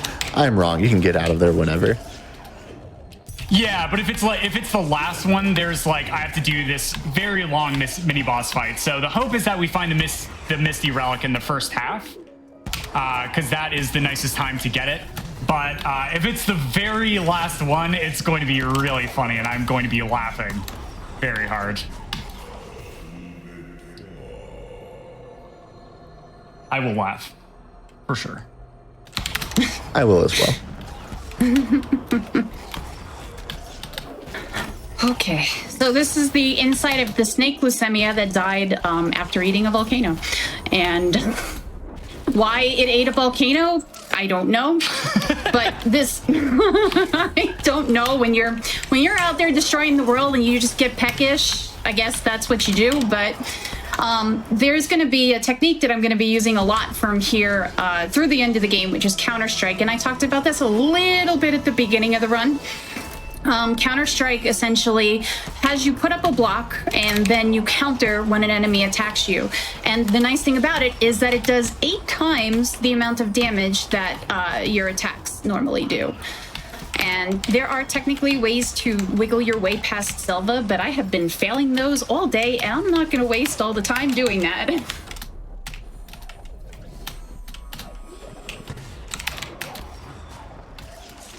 Okay, so I am very quickly traversing through Misty. I currently only have 1 health and no glide, so I cannot touch any of these spikes, which can be scary, so I am going to take a bit of safety here. Okay, all right, we are coming close to the latter portions of Misty. There are 4 more pickups. 2 of them are good. They are the 2 right here. One of them is not great, but we have grenades, so it's no problem. We can check it. All right, so there is a 50-50 chance that the relic is going to be on Gumon Seal, which is in where you normally in the base game get Gumon Seal, which unlocks Forlorn Ruins. Oh yeah, whoops. So we'll see. If it's not here, then I do have to do the boss fight as well as the orb carry, which takes a while. We've got some really like GDQ meme heavy games here. We've got orbs and we got lamps. Like we've got everything. Yeah. All right, and yeah, I am going to have to do this. This is great. So it is on the very final pickup of Misty. So I have had to full clear 2 areas so far. Yeah, so that was a double mini boss there. In case any of you missed that, that there was a mini boss there that was 2 mini bosses, and now it's gone. It just got deleted. Yep. Actually, I'm gonna go up to Spark Flame because I can. So now with this orb carry, there is a really cool trick you can do with Bash, I am not good at it, so I'm just not going to bother doing it. I'll probably lose more time. But if you pick up the orb at the same time that you press bash, you'll actually end up bashing while holding the orb. But normally with this orb, the only thing I can do is walk and jump and attack and like use charge flame and stuff. Yeah. But here's a sequence of cutscene skips I'm going to do to be able to get the pickup a little bit sooner. So here I'll wait for Torch 3, save the game again, and the pickup will be right here. Also, these relic names are great. Tatsu's glasses, strange spiral patterns cover both eyes. Excellent. That sounds like the best kind of relic, honestly. Yeah. It is definitely one of my favorite parts of World Tour. Okay, great. So we're back in Blackroot. We actually teleported out while we were stuck within that cutscene. And Blackroot is another area that could be really mean, especially if it is going to be on Grandpa's house, which it has a like minute-and-a-half cutscene. And there is a way to skip it, but I do not have the skills necessary to do so.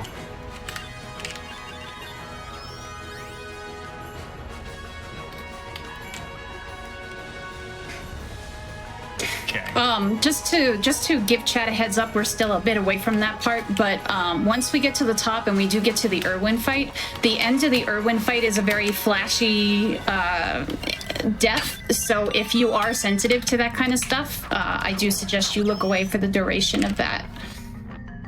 Heck yeah. Oh, nope. Okay, thank goodness. All right. It was non-Grandpa's house. Oh, Ginso, sure. I forgot to go to Ginso. I'm really sad that it wasn't in Grandpa's house. I was ready for the lore. Yeah, same here. I was like, I mean, that's a way to lose a metric bunch ton of time. Yeah, like that would have been perfect.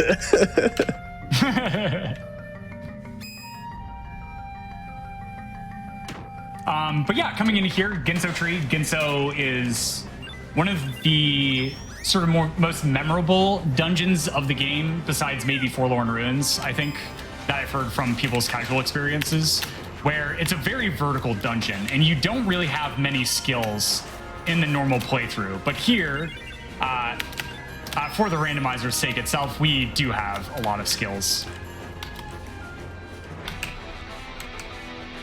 Okay, so I am going to be making quick work of it. All right, so this is the Irwin fight. Irwin is the boss of the Ferris storyline here.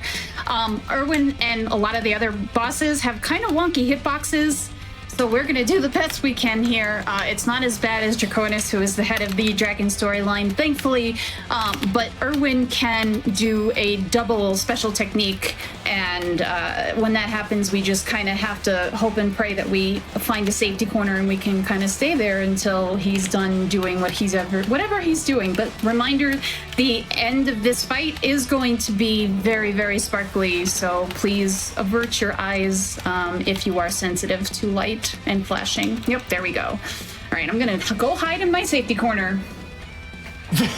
Safety corner, I appreciate that. That's the only nice thing about this fight, is that you have two potential safety corners, but as you can see, they're not always safe.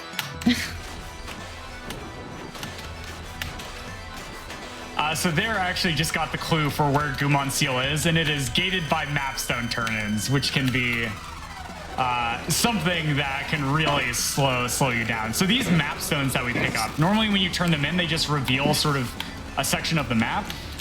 Oh, Valley. However, we don't have to worry about that. But each time you turn in mapstone in the randomizer, I apologize, I just lost my train of thought, you end up getting a pickup as well. And those are sort of sequentially driven. It doesn't matter which map pedestal you turn them into first. By the way, flashing warning is over for chat.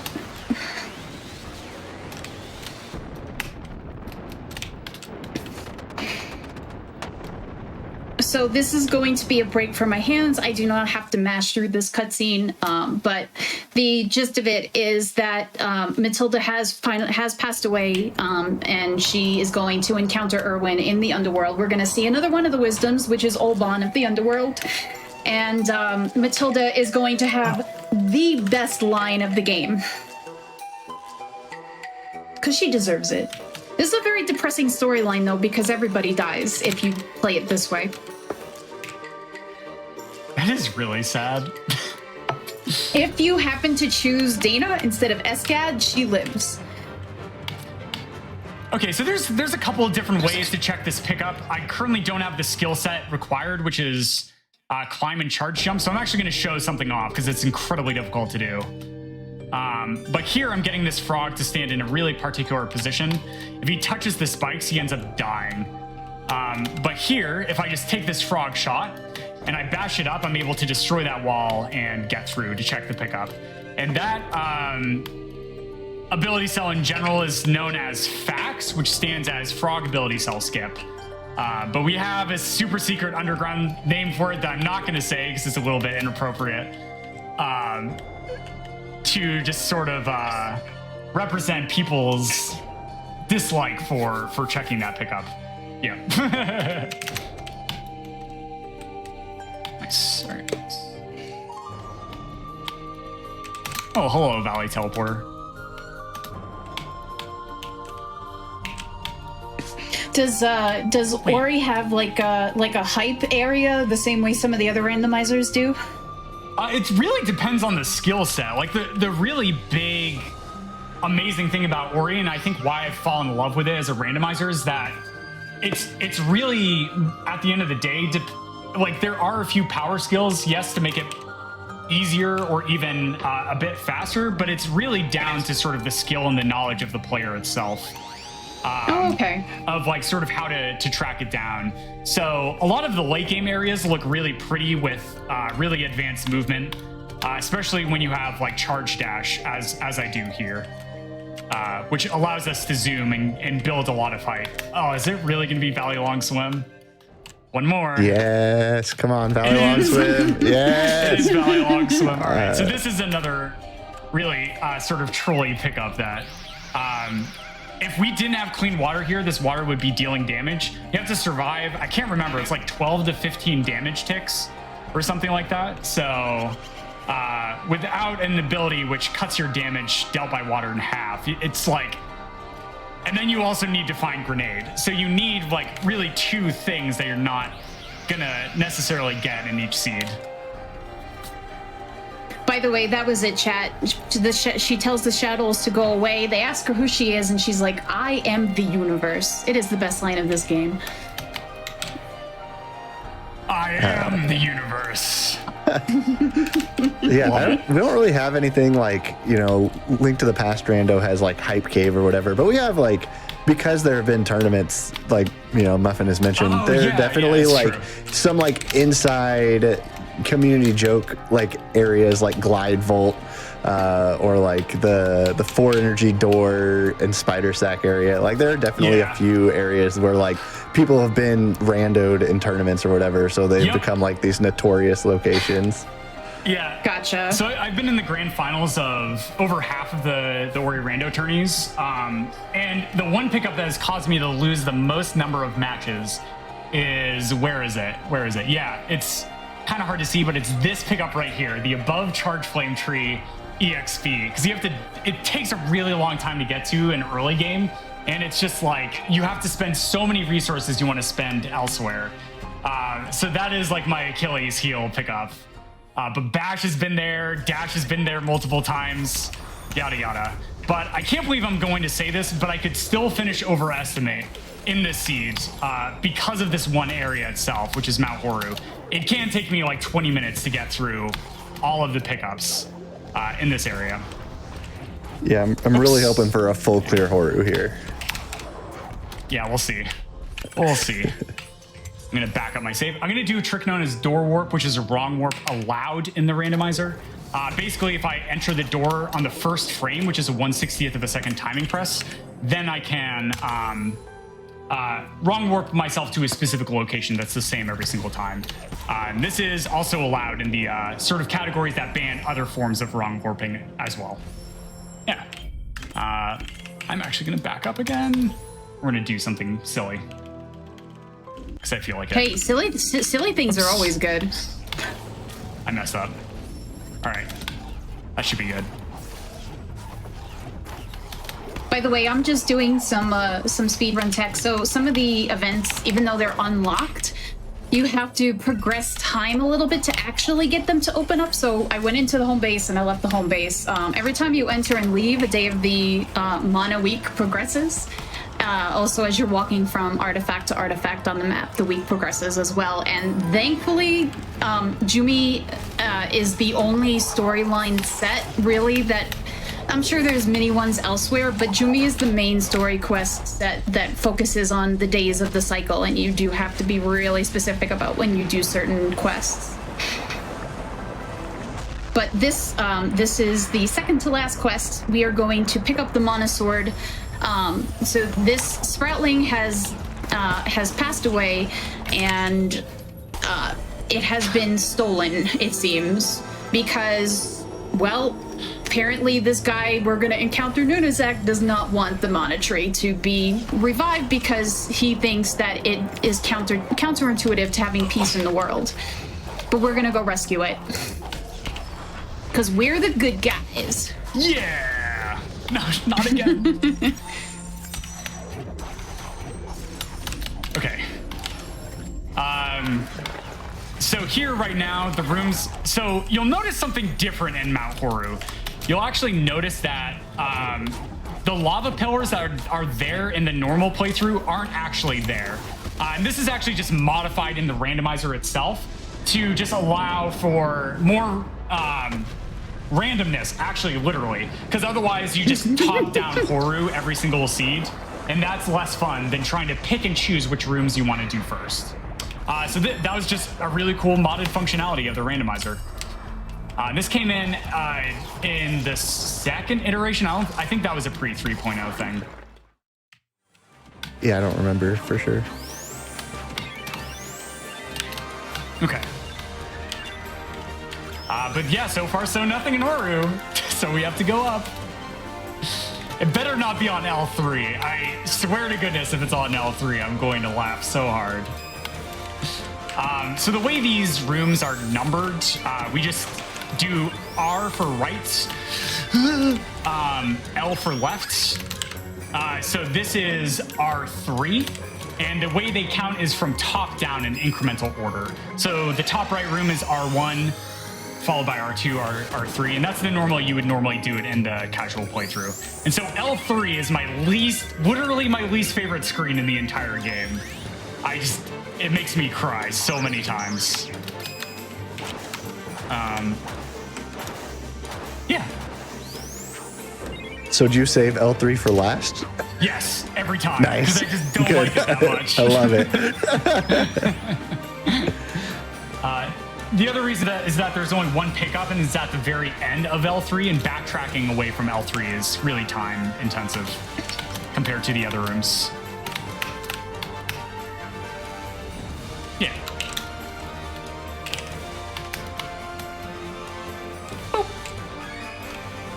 Alright, so we have the Mana Sword in hand. We are gonna place it on the map, and that will be the final quest for this game.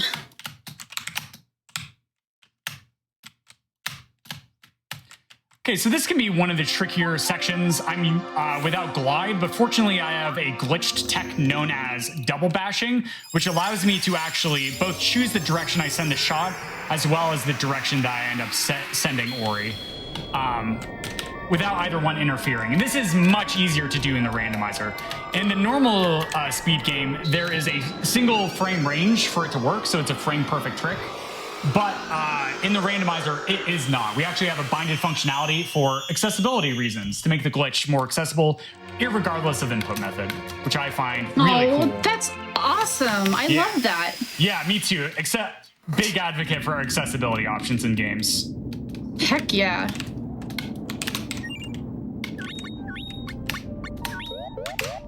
Okay, so here I'm going to be using Charge Dash to try and clip through, yes, the lasers, just like that. So basically at certain frames of Charge Dash, Ori doesn't exist. I'm a science person. There's climb, yes, okay. Sorry, I'll explain why that's cool in a sec. But it allows me to go through a lot of instant kill death lasers. But here I found climb, so I get to show off my favorite glitch in all of Ori, which I am known for, known as a grenade jump. So basically, when you combine climb, grenade, and charge jump, if you climb, charge, jump off of a wall, but throw a grenade 1/60th of a second before you press the jump button, you end up negating the deceleration and just get a ton of speed and go really far. And so every single time, we do have an accessibility option that I don't use, but every single time I do one of these grenade jumps, it is a frame perfect trick. I love it. I just love it so much. I gotta go for them. Yeah, the grenade jump is very much like, that's the thing Muffin is known for. Like, especially in Randomizer, there are so many places that, like, in tournaments and stuff that I've seen Covert Muffin grenade jump is like, wait, you can do that there? Like, what? Yeah. And it's awesome.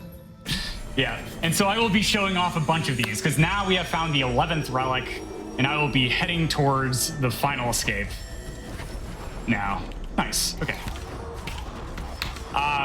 And so a lot of these also, it's not just that it's a frame perfect input, but they also have a really particular angle as well. So yeah, there's a lot. There's a lot.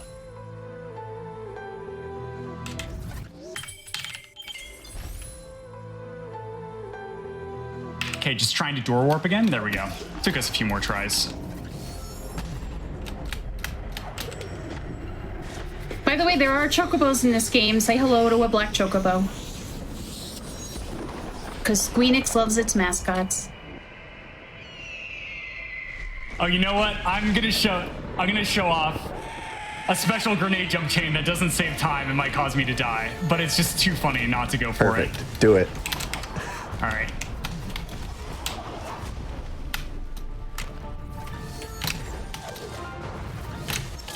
Oh, I got hit by a Sigma rock. That's okay. All right. Okay, so here's another grenade jump. So this is what the TAS also does. There's the TASing community in Ori, and so I do a lot of the TAS-specific grenade jumps as well. Uh-oh. Okay, I got one more shot. All right, great. So here, this grenade jump does save a significant number of times, so you'll see most runners go for this. If I line up in a really particular spot, aim all the way up, and grenade jump, I actually end up skipping about a 40-second cutscene. It's like 35, 40 seconds. Yeah, But, the final cutscene is split into two, like, 35-ish second bits, and that skips the first one of those two cutscenes. Yeah. Just to give chat another heads up, this dragon fight here, the end sound, the defeat sound is going to be very loud coming up for headphone users. Okay, time is coming up for me in about 10 seconds. It's right when I cross this like black foreground tree, Naru. But of course I'm going to be jumping. So each time I jump, it actually loses me like a frame. But we call them optimizations in time. GG. GG. GG. That was one heck of a seed. Yeah, I think this really shows that, like, even though I got a lot of skills early on, I had to almost full clear Horu. I full cleared Forlorn, Misty, and full cleared Valley as well. And so it's like, this just happens in World Tour where it's like, oh, early game's amazing, and then late game you spend many minutes having to clear everything out. But yeah, very nice, very fun seed. Now we get to watch the end of Legend of Mana. Yay! I was gonna say, this is the last fight, this is the Mana Goddess, and time will be on the last hit for her. So I'm basically gonna be doing my best to counter-strike her before the moon on the ground eclipses, because once it eclipses, it's not good. Nothing is good once the moon eclipses here, so. Great, good luck. The nice thing about Fairy and pretty much every run except for Dragon is that you don't have to worry about having a partner there next to you bothering her and interfering and things. That was a swing and a miss. That stinks. One of the reasons that we like the hammer, by the way, is what you just saw there. So the end of Counter-Strike, time, by the way, the end of Counter-Strike kind of leaves the hammer sitting out there a little while, and she can just kind of run into it, and it's great. Wow, GG. That was incredibly close. We picked really good estimates. That's awesome. Yeah, that worked really well. All right. Well, you can both do any shout outs, tell us where we can find yourselves, and do all that stuff before we wrap anything up here. Sure. RPG Chick, do you want to go first?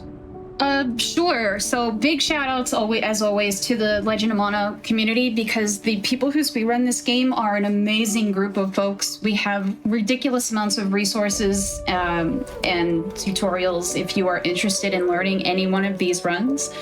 And now with the HD Remaster, it's a lot more accessible than it used to be, for sure. But yeah, the community is fantastic. They're very helpful. Anybody will answer any questions you have. And the run has been changing a lot lately. So, it's fun to see things developing as you go along. But yeah, if you like what you saw here, you're welcome to give me a follow. I will actually be back for Frost Fatales in March to run Final Fantasy IV Pixel Remaster. So I do a lot of RPG running. Awesome. That sounds really cool. I'll definitely have to check out more of that.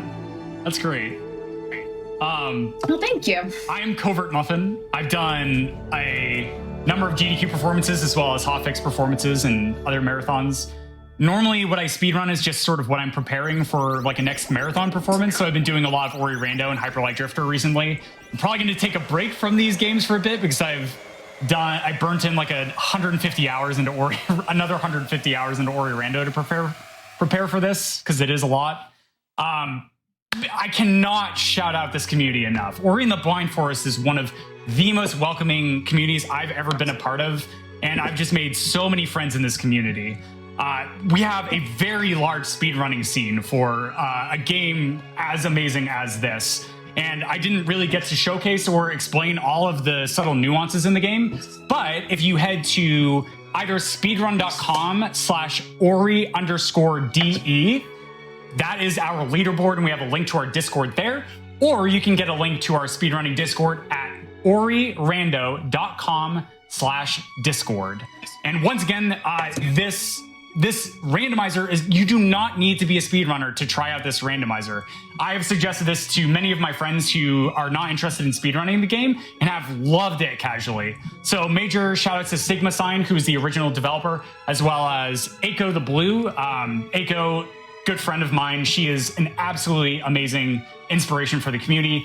And major thanks to the other dozen people who are actively working on developing and supporting the randomizer through their resources they create. Yeah, great. And also thank you, GDQ Hotfix. And for everybody who has donated to this previous marathon, especially. All proceeds this month, like subs and bits, after taxes, will be going towards Prevent Cancer Foundation. So it's still not too late if you want to contribute to this amazing charity. So if you have a Prime sub, or if you have a friend who has a Prime sub, let them know, especially for this. So thank you so much. I hope you enjoy the rest of your evening. And thank you, C, for having us on. This was a lot of fun. Yeah, absolutely. Yeah, major thank yous for that. Yeah, thank you both so much. Like you said, this was a lot of fun. I really enjoyed this. And like Muffin said, all of the bits, all of the revenue from bits and subscriptions after taxes still going to PCF. So please keep supporting PCF. We got that 3.4 during the week, but I mean, who knows? Maybe we can get the 3.5, which would be even more incredible. That'd be awesome. Yeah. That'd be my really birthday cool. is at the end of the month, and so if you want to give me a birthday present, get us to that 3.5, Chad. I believe in you. Yo, birthday here. buddies too. Heck yeah. Yeah, Jen birthdays. All right, sorry, Steve. There we go. No, you're good. So that's everything we have for What's Faster tonight. But like I said earlier, there's a new Friday night show called Ocarina Improv. So that's going to be right after this. So stick around. Don't go anywhere. We'll be back with Ocarina Improv here in a bit.